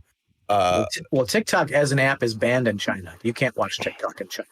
I thought that they had a specific version. They don't. You can't because I've asked this because I work with people that live in China. You cannot look at TikTok in China. You cannot. They do have apps. They have things that are like Facebook and things that are like Google and things that are like everything else. But it is very, very, very, very censored. You only see what the government wants you to see. As far as something like TikTok goes, it's owned by a company called ByteDance. And what ByteDance does, their single greatest thing is data collection. That's what they do. So to what you were saying, you collect data on people, you show them the things that you want to show them to make them collectively stupider and collectively weaker. And then down the road, you end up going to war with a country whose population is so weak and so stupid they can't fight back. That's where we're going. I want to say on like as a not an argument, but like the counter. We have a member of our Discord community named Freaky Frijole, or we call her Beans. She was on an episode with us talking about TikTok, and I like the point. Well, actually, that was a Fixie's Playground episode. Shout out to Trevor Jordan Blanchard and Fixie's Playground podcast. She was mentioning she was describing a scenario where we weaponize TikTok ourselves as the public and spread information in bite-sized amounts that for folks like, I assume all of us here do our research, whether or not it's in the topic or part of a topic that we'd all want us to research, collectively to understand. We go out and do our own research. She was saying, like, what if you put out a minute-long video of something happening in the world and that spurs, let's say, 5 million people watch it, but 50,000 decide to deep dive it and actually find out what's going on. And I'm going to tie in Tartaria to this, but only for an example. TikTok has a major old world Tartaria, flat earth, fucking, audience or community. A lot of information on that gets spread through there. I don't have TikTok, but I see TikTok videos of it. So like Mudflood memes, they do it, a few others. All that being said, what if we could turn the tide and use the weapon against them? I know they're still going to get our data. I know they're still going to have their algorithms, and they're still going to know how to manipulate a certain amount of the populace. But like, what else can we do if it's going to exist and we're going to have to fucking deal with it and handle it? What better way than to use it against whatever nefarious entity is out there that's not what's happening though. The things that you're talking about, the things that actually interest you that you find on there, are to distract you from the fact that you're becoming weaker and dumber while you're watching it. That's just the reality of it. A society as a whole. What if it's not like that for everybody though, is what I'm saying. And that's what Beans was saying. It's not like that for every single person. Well, it's the majority. I agree with you for that, but I don't think it's everybody. No, it is. And the people that don't realize that it is are the people that just don't see it for what it is. A society, I use this euphemism a lot. A society is it's like you're making a clay pot, right? But with a society, to change the shape of the clay pot takes a long time, right? It takes a very, very long time. And if you look at our society, and I'm not here to bash on anybody because that's not what I do. I think to bash on anybody for their one particular thing is just bullshit, and nobody should do that. But if you use our society as a measure and you look at what, say, was acceptable in 1950, 1960, 1970, 1980, and what we have slowly become to get to a point where it's acceptable, okay? It's just a societal norm. What that change, it feels like it hasn't been very much, right? But if you look at it collectively, it has been huge. It has been absolutely huge. What our society deems as acceptable, in commonplace every day, what we talk about at work, what we talk about with our friends, the cars we drive, the houses we live in, the change has been astronomical.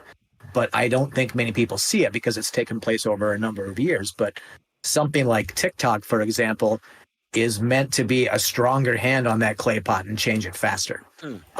And it, in the last, say, 5 or 10 years, it is definitely happening at, I don't want to call it quite geometric, but it's happening at a much faster rate.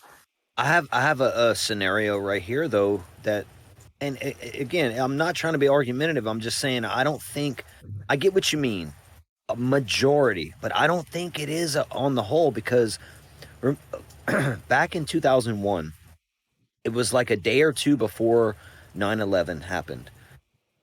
The news story broke that the Pentagon was saying that they lost trillions of dollars. Yeah. They don't know That's where happened it went. a few times. That's happened like a few times. But this one shining example I have of what if TikTok existed then, to where 9/11 would have happened. Obviously, it's the biggest story in the whole world for months, right? But you have this other story where, wait, what happened with all that lost money the Pentagon announced to the world We just don't even know where the fuck, which, yeah, they know where the fuck it went. But they say to the public, we don't know where it went. That story got buried and it's gone. It's gone. It's gone. No, it's never coming I back. I know what you mean, but what you're talking about is transparency in government, right? And I think that's another thing that has been slowly evolving too. I will tell you that Minnesota just passed its budget. They passed a couple of new laws, and in one of the laws, they made a typo. And that typo is going to cost the taxpayers of Minnesota like $352 million. Okay? What the fuck? Yeah. And they said, hey, we fucked up. We're going to fix it. Don't worry. So I think that's the transparency piece, where that was not a piece of how government used to do things. And as time goes on, I think our government is getting more and more transparent, because we do have things like Facebook and TikTok, and you have people that work at government contractors and government facilities that can tell these things. So the impetus or the need to really hide it is to a huge degree a lot lower than it used to be. I mean, I think everybody knows now that if you do something like the company I work for, we have government contracts. We do things. Okay. The things that the government will spend money on are ridiculous. Okay. And, the whole from Independence Day, $20,000 for a hammer and $30,000 for a toilet seat. That's legitimate. Yes. That is actually what happens. And you know what most of it is from? Most of it is honestly from. It is not for a better product, a more robust product, a longer lasting, we can shoot it to the moon product. It's because it costs so much to satisfy the 17,000 different government agencies that all do the same fucking thing. All do the same thing. It costs so much. That's what it ends up costing. Your hammer costs $20,000 because I have to make sure it satisfies the requirements of 19 different agencies before I send it to you. I feel like also, I think it goes to like a lot of off the books, confidential projects. I think that's where a lot of that, personally, from the things I read and stuff, and I'll subscribe to believing, I think it goes to a lot of stuff that we don't know about. But Louisiana, on that same note, just passed its budget too. And now every third house on the left gets a chicken. It's amazing, dude. We are livid, or not livid. We are lit over here. All right. We're going to be lighting the stoves up tonight, making a chicken and sausage, fricassee, gumbo, a bouillie, whatever you want, cuz. Come on down. Man, you can, if you have like 2 or 3 chickens, you can eat for free for a while. Those things dope. that, my family had 3 at one point, and we were giving away eggs. It was just free protein. It was amazing. That's the other thing with all of this kind of psyop, public manipulation. What is it called? Better word for public manipulation. Social conditioning. Social engineering. There we go. That is very polite of you. The what? So that was very polite of you. Social conditioning. Yeah, social engineering. No, that's much better. Yeah. I feel like being self-sufficient needs to be cool again. Knowing how to have electricity when the grid goes out, or you have a generator or solar panels, or you stockpile weaponry for either self-defense or procuring food, or filters, body armor, gas masks. Like if the government just goes away, you're good. And knowing how to subsistence live, it just needs to become cool again. That used to be so standard. I was born late in my parents' life, so my parents are drastically older than me, and my grandparents are even older. They went through the Great Depression, and it just wildly different mindset to now. To where like the average person that I interact with is extremely weirded out that I have firearms or that I stockpile food. Like even the food thing makes people nervous. Like that. I don't understand it. It's like, well, yeah, it's just I'm prepared. Yeah, it's like if something were to happen, I don't have to worry. It's not scary that I have it. I don't know. In the new young plastic mind, it's like almost like I'm radical or something because of those things, and that's what's disturbing. And preparedness and self-sufficientness just needs to be cool again. Grindhouse has a I can tell you right now that you and I are now friends for life. Yeah. Oh, hey, wait until Clark tells you. Oh man. Well, next time we got synergy. Yeah. Next time I come on here, I'm going to come on with my body armor on, just because it would be fun. I had 3 more things from Louisiana for y'all, but I think we're running out of time, aren't we? We can go as long as you want. I don't care. Clark, we can edit anywhere? this down anywhere, but yeah, definitely. Seth, yeah, he hasn't really said anything from what's going on here. What do you mean? No. Elaborate. As far as the stockpile. And oh yeah, I don't do food, yeah, but I don't need to stockpile food because my neighbors are done. Yeah. If civilization falls, it doesn't matter. Oh shit! Me and my friends are all fucking wreckers, so it doesn't matter. They're all okay. So I don't know if he actually told you what I did. So this episode put us all on a list. I mean, there we go. See, we're making friends. Where's the box? The box is over there. Mm-hmm. Yeah. Oh my goodness. It's fine. You don't have to draw blood or jerk off in a cup. That's what I was about to say. All right. Well, at least look at it this way. Look at it this way. When Western civilization falls, none of that's going to matter. Exactly. Shit. No one's going to know. I support the Second Amendment, and I've never even purchased a firearm in my whole life. I'm 34 years old. We need to have a co-podcast gun day. Oh man, I'm serious. I've been trying to get it going on our podcast, but if we had a gun day, we will. I have some and some land in the middle of nowhere that they live on that we can just blow stuff up. Yeah, it would be great. Tannerite, whatever. We'll just do it. I'd be there for it. I've shot guns, and I was actually a decent ski shooter back in grade school, but I haven't. Does everybody know what that is? Is that AAC? What brand is it? Silencer Co. AAC. AAC. Yeah. Is that a Tyrant? Mm-hmm. Yep. And it does the job. Yep. I don't know what that is. I got a Tyrant 45. What caliber is that one? 45. Yeah, so I've got the exact same thing. So I think I've even got the. I think I have the camo bag too. Yeah. That's that dope ass little piece you screw onto the end of your gun and it goes. Yeah. Yes, it makes exactly that noise. That's Tyrant. That's Tyrant spelled TI-RANT. I just want to make sure everybody knows that I know what I'm talking about. so see, I probably have a heavy investment in that tool. What everybody should go buy. Yeah, for sure. And extension cords. Yeah.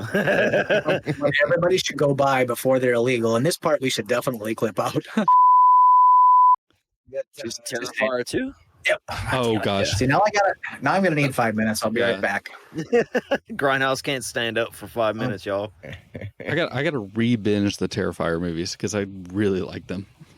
Oh, dude, they're so good. Okay. So horror movies that I like recently. Let's fucking hit it hard here. I want to say real quick, Clark, before you go off. Yep. Grindhouse. This is a shout out to my boy. Got us a really fucking cool. He got us a really cool shout out from Phil Falcone, the producer and one of the special effects artists on the Terrifier movies, for our 100th episode of the Nightclub. Nice. that man. Is that reverse butt spanking? Yes. Yes. I saw that the other day. I was like, it's on my queue to listen to. I haven't seen it yet. Yep, that's it. Well, every title comes out of the podcast somewhere. It's usually something somebody said. Yeah. People for years have told me you should title the episodes the movie you cover, and I'm like, well, tell them Steve Dave doesn't fucking give a shit, so why should I? I just title it whatever the fuck is funny from the episode or whatever. If we did that, we wouldn't have Cosmic Island, Wisconsin Beach Dog. Exactly. And I would not trade that for Dawn of the Dead as a title for an episode. Nope, not even. As cool as it is, it's a movie already. It's not a podcast episode. So sorry, Clark. Sorry. No. Absolutely. This is great. So, no movies though that I would love to just rant on. Event Horizon, obviously, and it is a Warhammer prequel. And 2, It Follows. It Follows, I think, is one of the most brilliant horror movies of the 2010s. It's just so fucking great. Yep. I watched that one wrong the first time. I totally fucking did. Yeah. I got you. I went back to it and I watched it and I'm like, how the fuck did I not see this for the masterpiece that it is? I've said this, and I'll give just the tiniest bit of backstory here. So I spent a number of skip the last 2 years, go 10 years prior to that, sort of like digging a deep hole to put my horror nerd in because society didn't really understand it. And I don't do a lot of the Facebook and all that shit. So I never was like, oh, I'll have comrades in arms out here, so it'll be fine, right? So I sort of buried it. So for a lot of years, I was still watching, but I wasn't seeing a lot of things for as good as they were. And now I'm going back over the last 10 years and I'm like, what the fuck? What was I doing? So what I love about those two movies in particular too is they're so diametrically like opposed, but at the same time, they are so similar if you really think about it. Like the slow burn, like the way it like kind of builds, and there's really not a lot going on. It's just like, oh my gosh, this is a scare, but it's like it's the constant tension the whole time. I like how Clark is now the conspiracy theorist fucking piecing things together over there, just out of whim and whimsy. He's just Event Horizon and fucking it follows the same. And you know what? We all have John Wick. We all have the right subject. We all have the right subject. Tell me, tell me, what is a flat earther like that? What is the crazy epic like build up? Like what's the release on It Follows and Event Horizon? There really isn't on either one. It's just like the pool scene and the final escape scene with Lawrence Fishburne. And it's very It Follows, though. I think this is the release. It Follows, yeah. It has a release, but I don't think it is what most people think it is. The release for me is that it shows you that your average person that you would normally think is okay can do some really bad shit if they're in a really bad spot. So it's almost like a get out of jail free card for whatever the thing. If you cut somebody off in traffic and you're feeling sort of shitty about it, guess what? You could have done a hell of a lot worse. So don't worry about it. I want to shelve my thoughts on both those movies because Event Horizon and It Follows, more so It Follows, because I've mentioned that movie on the Nightclub over the years. That's why I rewatched it. That's why. Because that movie, you kept talking about it. Dude, it's so it lingers in the psyche. Like that movie, so they found and also the weird historical like oddness of it. Like where does it take place? What time period? Who knows? The cars are from the 70s. The clothes are from the 80s and 90s. The technology is from all periods of time. Like it's such a weird. It's like growing up in Mamou, Louisiana. It's like it's so outdated, but also we have some up to date shit too. It's so fucking crazy. I would love to discuss both of those films at length and give them their proper due with an episode each. Yeah, y'all gotta come on. Y'all gotta come on and let's do this shit. Or if y'all want to do it here, I'll fucking come here and do it too. I don't give a fuck. I got like a huge crush on Mika Monroe too, for her like performance, because she's just there. It's not even acting at that point. Like she's just the whole time like morose. She's just like the whole movie. It builds on this unawareness. Yeah, like just run down and run, and at the end you're just walking down the sidewalk and you barely have the energy to pick your feet up. But then in the background, there's that fucking thing coming again. It's just you're tired. You're tired the whole time is what the actors look like. I can't hold myself back. Like to me, It Follows is a metaphor for death. It's really just death, and it's the uncertainty of when it's going to come, how it's going to come, but you know it's coming, and it's always coming. It's always coming. And I know that's so bare bones. I know it's so simplistic, but I think simple things are sometimes the best things. And I think that's what works for It Follows. Like I know it's a sexually transmitted demon movie, right? Whatever, STD movie, but fuck, sexually transmitted death Yeah. Like that is what's at the core of that movie.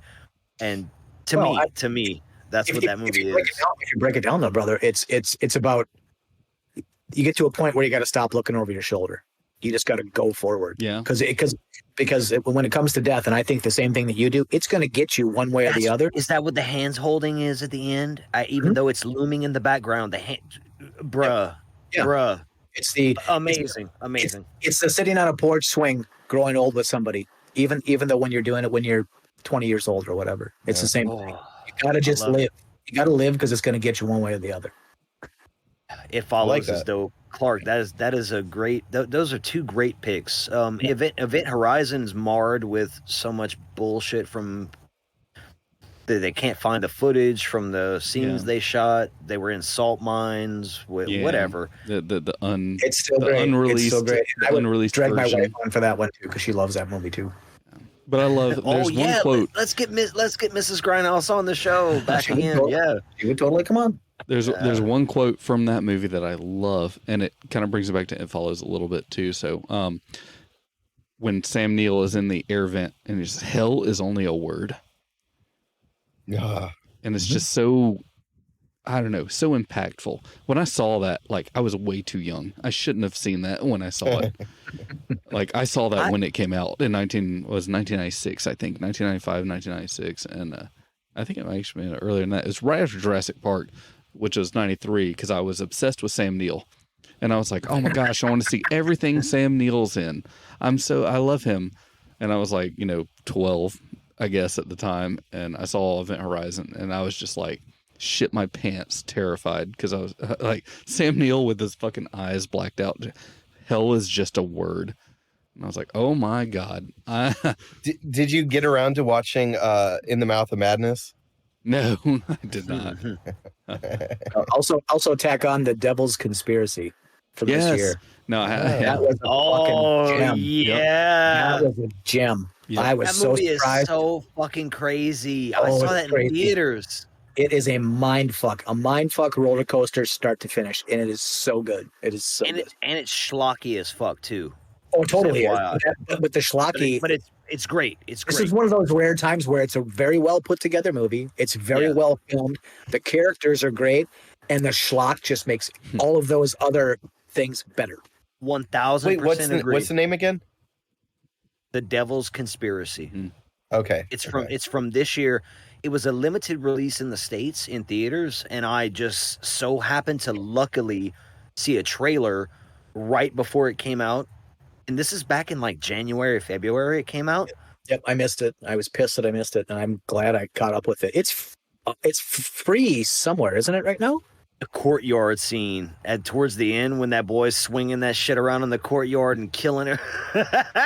Almost every scene in that movie is so good. There is something super profound happening, and a lot of it, honestly, if you're not paying attention, you're going to miss it. Because I've watched it twice now, and there were things I saw the second time where I was like, how the fuck did I miss that the first time? And it just made the movie better. It's a layered, schlocky movie. It's a hodgepodge. It's really for someone who just wants to enjoy a movie, but also if you want to deep dive a little bit, it's going to have some stuff for you to fucking deep dive too. It's so cool. But I did want to mention real quick, the whole Event Horizon, It Follows, and these horror movies that have these ambiguous sort of, I don't know, man. And this is where Grindhouse is gonna fucking be mad at me, but I can't help it, man. I can't help it now that we're talking about it. Skinamarink. Have y'all seen Skinamarink? I finally got around to it. Yeah. Did you watch it at night alone in the dark? I did. Not with my earbuds in. I just watched it on the TV. I gotta watch it again. It was unnerving, and it you know what it felt like? It felt like a childhood fever dream. Like where stuff didn't make sense. And I got because I know people are like, you gotta understand. I'm convinced I'm gonna watch it again and like really soak it in. But it was good. I liked it. You have to really pay attention to the dialogue to understand what's going on. And you gotta pay attention to everything. Yes, in my it's opinion. very quiet dialogue.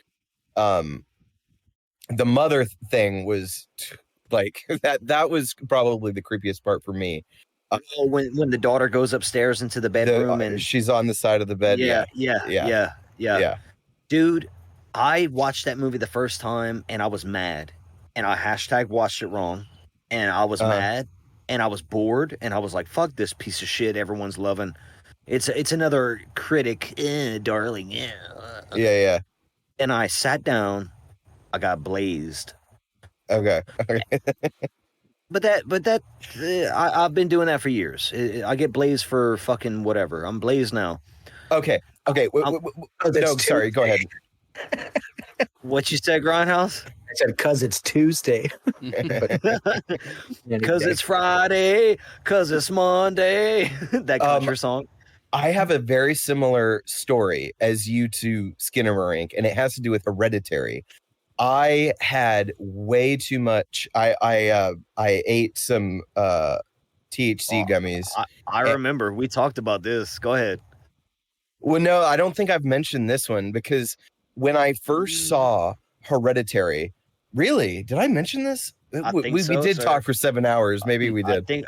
I think you did. It's jogging something in my memory bank. All right. If I'm wrong. So I completely misinterpreted the whole movie. I was so stoned.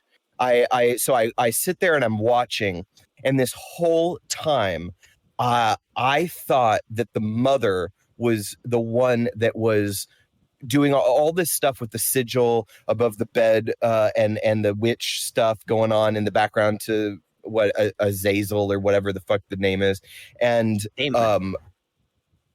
Payman, that's it. Yeah. Sorry, I got my demons mixed up. I know. So Azazel is from Fallen, I think. Azazel is the angel of death. He's from okay. but movie wise, as far as my knowledge goes, it Fallen with Denzel and John Goodman. Yep. Another movie we got to cover one day. Oh yes. Oh shit! I'm not aware of this. Time is on my side. Yes, it is. Yeah, boy, that movie's so dope. John Goodman and Denzel Washington. Yep. Isn't that just Flight? No, it's Fallen. Well, it is Flight. Yeah, they are both in Flight. But go watch Fallen from 1999 or. Oh, okay. Yeah, I don't think I've good. seen that. Is it that late? I thought it was earlier than that. I thought it was like 97. Nice.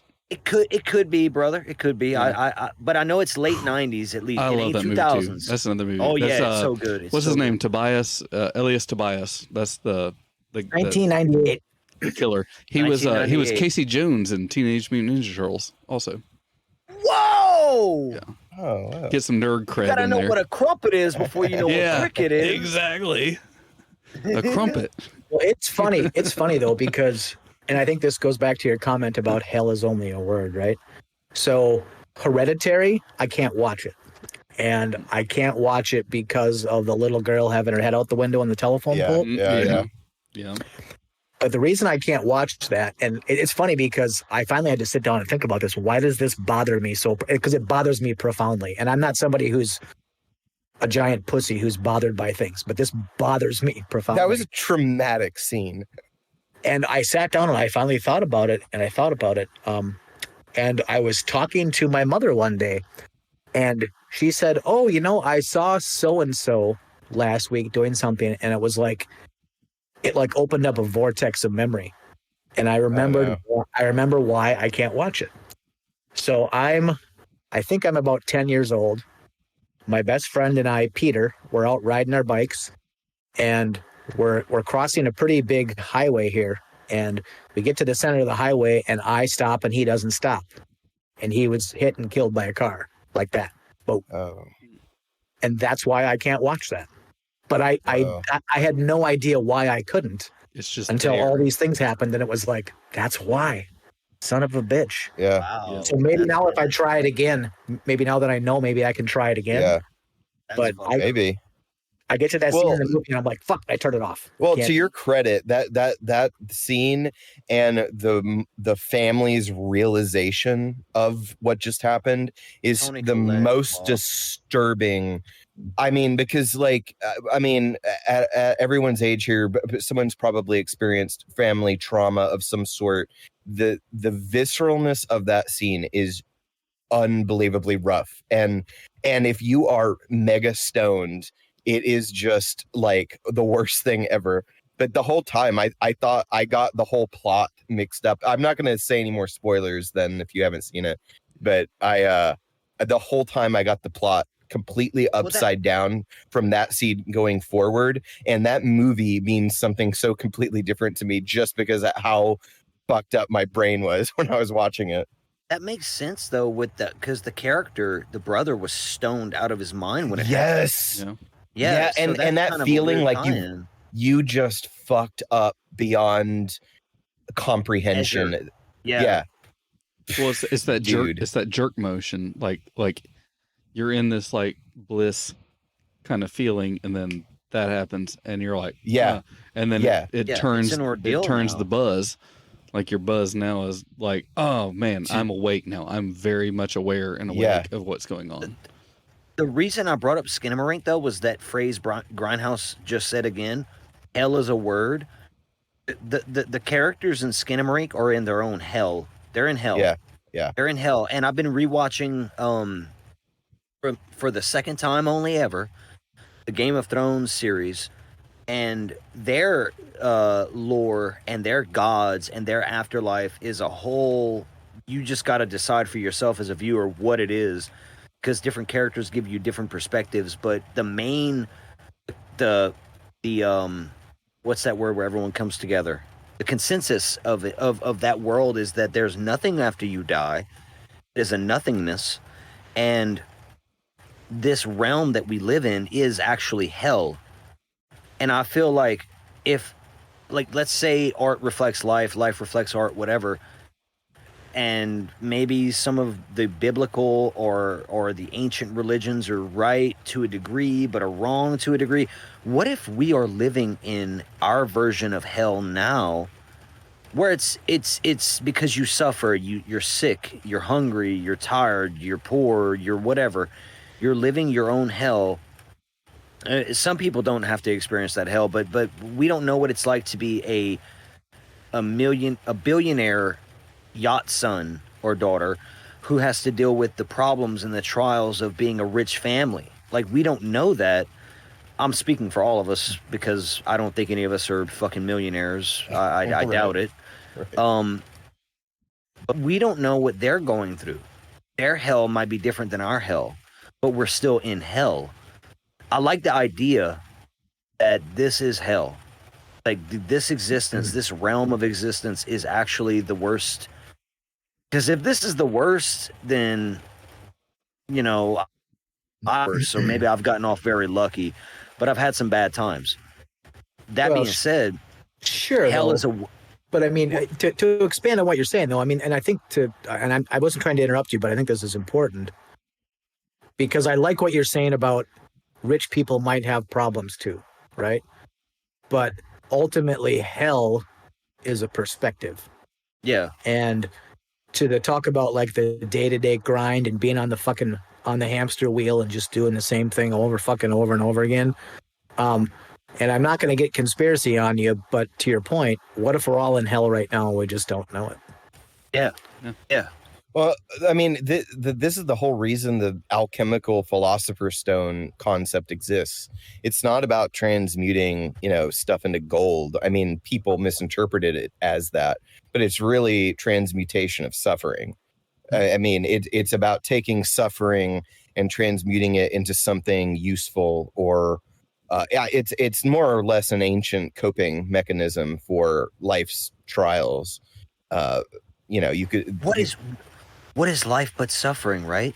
Like, and all great art comes from. Well, yeah. I mean, if you think about endless suffering, if you think about just biology in terms of existing, this form exists, and just existing is caustic and oxidizing. I mean, you're thinking right now, and you're building up amyloid plaques between your synapses. When you go outside, you're being exposed to ultraviolet radiation that is causing damage to the skin. Breathing is oxidative. There's like everything you do during the day is causing some molecule of damage to your body, and you kind of repair at night. I love but age. I love the theory. Like, have you ever read the thing about the oxygen breathers theory? That no aliens want to come here because we breathe, like we are built to breathe oxygen, and oxygen by nature, we're oxidizing ourselves, rust, things like that. So like aliens just pass us by because they're like, those are the oxygen breathers. They're like poisoning themselves. Yeah, we're like in a toxic soup down here. Yeah, they're like, us out. Look at that. They're dying. They're breathing poison. They're the poison breathers. They haven't figured out how to stop the degradation of their telomeres yet. There we go. We're bringing telomeres. Now we're talking about some longevity issues. I can't get into that. That's secret stuff. It's the photocopier principle. That's what it is. Yeah. That's every single day is the photocopier principle. Yep. You take who you are today and take a picture of yourself and you photocopy it. Then the next day you photocopy that photocopy. What happens to it over time? It gets blurrier, the edges get rougher, the image gets less clear, the details change. That's just that's how it is. That's literally how cancer starts. Yeah. It's the disruption of information between as the cell divides, that copying versus copying.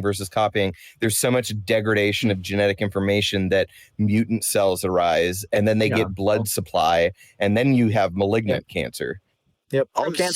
All cancer is uncontrolled reproduction of cells. That's what it is, because they missed a message to shut off. Yep. That's all it is. There's a longevity peptide that actually it can extend like to 120 and beyond in terms of human years. The problem is, and the reason that they won't use it is because you're a cancerous mass at the end of it when all their drug trials on mice and whatnot. Now, it really does work and it prolongs life. But the problem is you become an uncontrollable cancerous mass at the end of your life, because there's a trade-off. You can extend it, but then you have the buildup of a different type of damage, or you can and so they're trying to figure out a way for the epigenetic reading between cells dividing becomes a cleaner thing, because age is just an accumulation of errors. That's all it is. The reason you can't there's certain amino acids your stomach can't produce hydrochloric acid as much as you get older. It's just a buildup of errors, and that's age. Yeah, you're a machine, an organic machine, but a machine nonetheless. And what do machines do over time? They wear out and they break down. Yeah. You know, and for me, I'm almost 50. I'm less than a year away from being 50, and I think about being 100, right? Mm-hmm. And I sit here thinking to myself, there are days where I have to make sure I get that last 3 drops out. Otherwise, the front of my pants are going to be wet. And it's just a function of growing old. Why the fuck would I want to be 100? There is no motivation at all for me to be 100. What is it about that thing in society that cycles, or not even society, like just in the way we're speaking, from the photocopier analogy to how the cellular structure works in organic machines? It's like the blurrier the edges get. Why does that cycle like fractal down, for lack of a better term and lack of pure understanding on my part? I'm just connecting things, but it's fractal. It's like, why does this repeat in existence? It's like we should have been starfish, be immortal, be asexual, just cut limbs off and then grow an exact clone of yourself. And jellyfish, like these motherfuckers can just keep on going if nothing happens, but something always happens. Well, but there are responsibilities that come with intelligence, right? And I think that's one of the things in over the history of time, and as we look at different species and things like that. That's something most people don't talk about. As a species, we are the most apt to create. We're the most apt to do just about everything, but we're also in any kind of even minor catastrophe, we're also the least likely to survive. Yep. Like a lot of times you can hit a deer with a car and the deer gets up and runs off into the forest. Okay. If I got hit by a car, I'm not fucking running anywhere. I'm going to lay on the ground and bleed out, you know? So I think it's the responsibility that comes with having the ability to produce and create and push the boundaries of everything that goes back to, we also don't have the ability to really take care of ourselves, which is kind of what we talked about earlier, the, you know, being self-sufficient or whatever else. We're not good at that. And as a society, you know, we talk about perspective, right? And everyone has a different perspective. And like, if I were to live a day in Travis's life, maybe my perspective would change. If I was to live a day in y'all's lives, maybe my perspective would change. But as connected as we all are right now, the whole world is, I mean, I can talk to somebody in China, and well, maybe not China, but India or somewhere else, and I could get some perspective. But at the same time, I think as a society, we are the least connected that we've ever been. You know, just because we're talking to each other doesn't mean we have a connection to a person's day-to-day life. And I think as we've lost that, I think our perspective has gotten very narrow, and we can only see what's right in front of our nose. And if it's not blue skies and rainbows, we just get sad and we just quit. And it's pathetic. That's just me. Yeah. Oh, well, I think we are connected. We're connected more so now than ever, but also I agree with you, like less so, depending on the circumstances of that connection. Because like you've said many times, Grindhouse, we've never met in person, but we talk about our day-to-day, and we know each other maybe more than people that we interact with in actual real life knows us. I feel I probably know you better, and you probably know me better than some people that we deal with day to day. I completely agree, but it's because we take the time. And things like, I'm going to say this again, things like TikTok don't give us the time to do that. They don't. Yeah. You know, not because TikTok. Yeah, TikTok. When it comes to well, TikTok or Reels or whatever the fuck else, here's the reality for me. I don't give a shit. I don't give a shit. I'm generally not going to waste my time on that. Now, sure, if I'm at work and I'm pinching a loaf and I got 45 extra seconds, sure. Okay. But I don't seek that stuff out, because if I want to be entertained, I'm either going to watch a movie, I'm going to put a book on Audible, or I'm going to go out to my garden and I'm going to feed and water my plants. I don't know what's wrong with the current society and why it needs to be entertained like that and in such bite-sized morsels, but I think it's a big piece of why we're all becoming morons really slow. I seriously, watch the movie Idiocracy. If anyone's ever seen the movie Idiocracy, it used to be a comedy. Now it's a documentary. Now it's okay. living. Yeah. No, that's very electrolytes. accurate. It's what we crave. Yeah, it's got what plants crave. Watering your plants with salt. What's effing weird, guys? What's effing weird tonight is that we fucking went from horror movies and hidden gems to goddamn conspiracies to examining society, like, existential crisis. Shit. Yeah. Yep. Well, all over the map. I've told Clark and Alex this before, but I don't know if you guys have noticed, but as you get older, your threshold for friends, you don't make as many like close friends as you get older. But the cool thing about podcasting is it kind of forces a environment where you do get to know people and eventually find like winners, like, you know, some keepers you want to have around in your inner circle. But that's what's weird, and it goes back to what you were saying about how we're so interconnected, but the average person is like, nobody has like a large friend group as they sail off into age typically anymore. No, a lot of people, based on my experience on social media the last 2 years post divorce, is that most people have a small friend group. They are very much in a bubble, and that's the majority of folks. The horror community, I'm going to speak from this perspective, horror and conspiracy community, they have their infighting, don't get me wrong, like every other group does. But you're I know why you're laughing. I just think you're right. I just think you're right. Well, thank It's you. going to happen. Yeah. I'm silly, but I'm also observant. I think people do, like you're saying, they sell off without that friend group, but the internet and what's happening, at least in the horror realm, the conspiracy realm, the paranormal realm, that area where people, they seem to come together a little bit more than most other areas, even political. We probably all have varying. I know me and Grindhouse have different political opinions. I'm sure we all do, but we all still find the common ground to get along and see each other and their perspective. And people can get butthurt and mad and everything else and have disagreements, but you still know who your people are at the end of the day once you find them. And finding them is the magic part of all this. That's why I love that you invited us on here, man. Like, I saw your film that you're working on Instagram, and I was like, this dude is talented as fuck.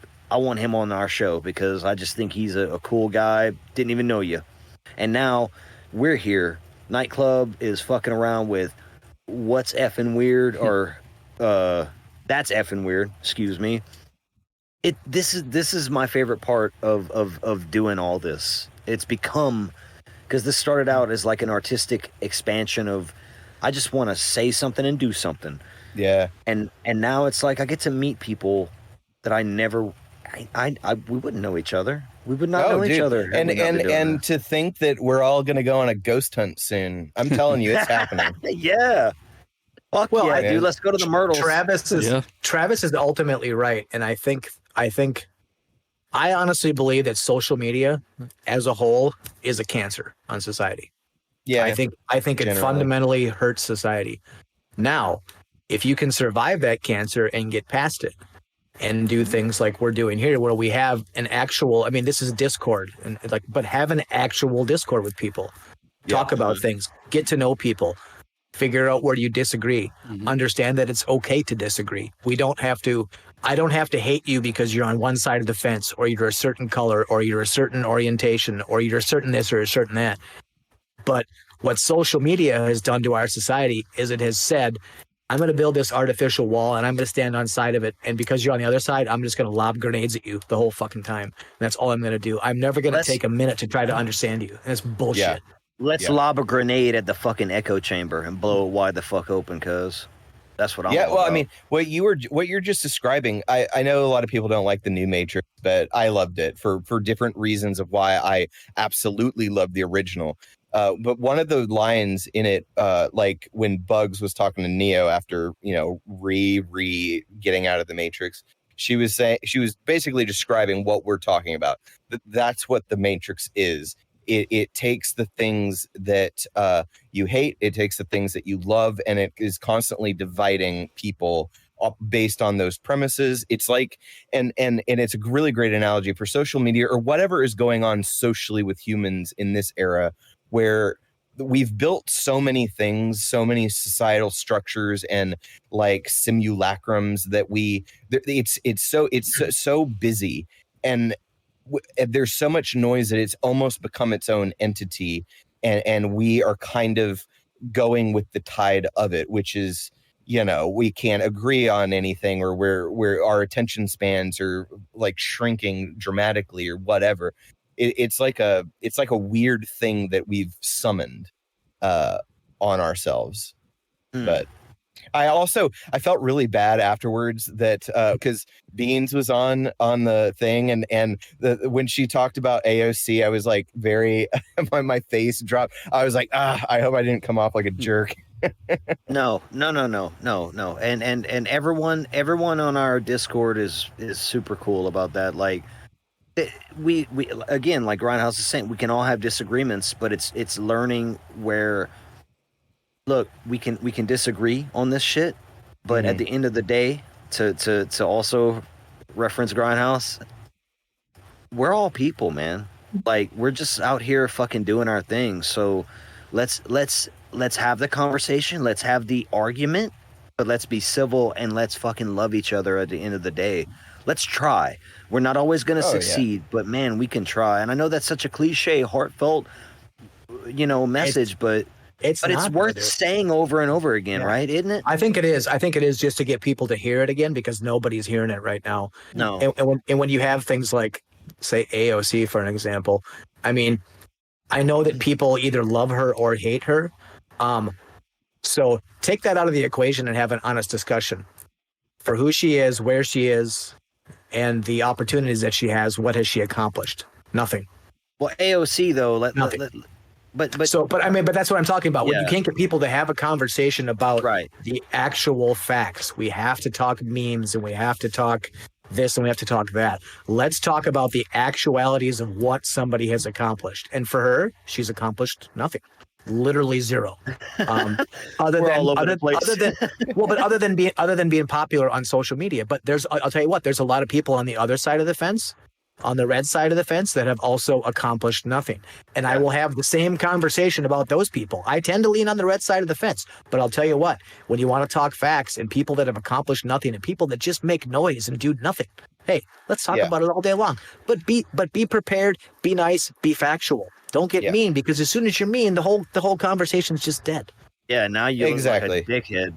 Yeah, exactly. Yeah, that's what I'm always paranoid that like my personal opinions will come out like like really rough. But like if I were to articulate what you're trying to say, where it's like, okay, we can have a disagreement, like just AOC for instance, where you agree, I disagree, but like take her out of the equation and just kind of associate what you're talking about accomplishments. And what I see the Green New Deal type mentality is disarming, making the public reliant on a grid, making new building zoning codes to where you can't have fireplaces or wood burning stoves because of CO2, when in actuality they would rather you be dependent on them, or public transportation or cars where they're completely raping a different part of the world for lithium to make those. It's like, it's all the same thing. It's just, I feel like we're going in this direction where everyone's going to be hopeless, and then you factor in what you're talking about with the social media, and you've got a mess of like people that don't know how to help themselves, blah blah blah. That's like what I want to say, but I sometimes I can't get past the optics to where I actually have a coherent sentence.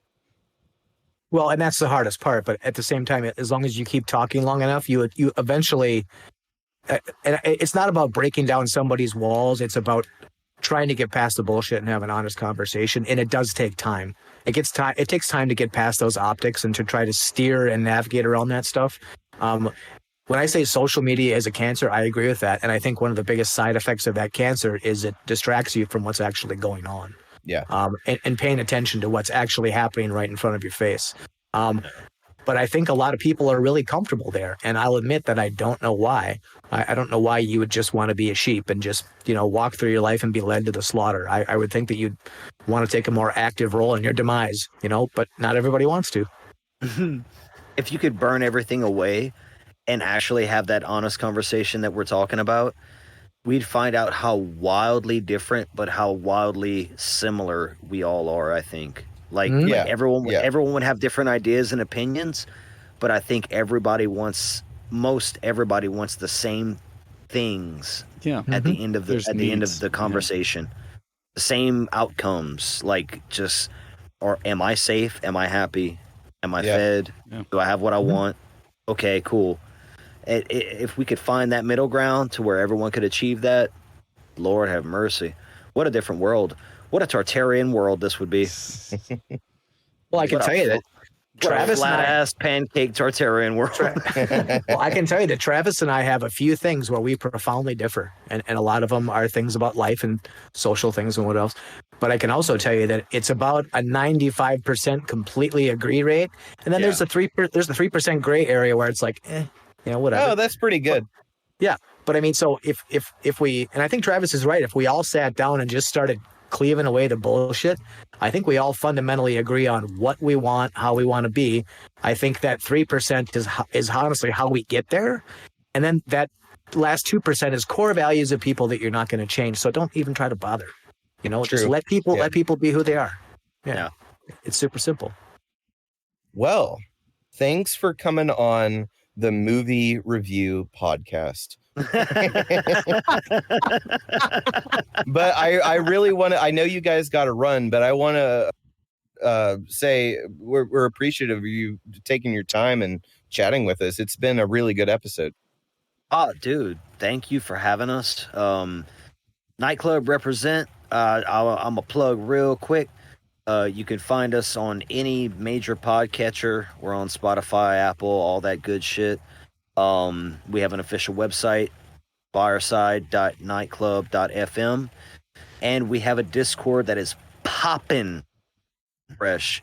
People seem to love it there, and we have a good time. We have contests and games, and we actually are doing a thing right now. We're doing a short horror story competition for the inaugural Cabin in the Woods Film Festival.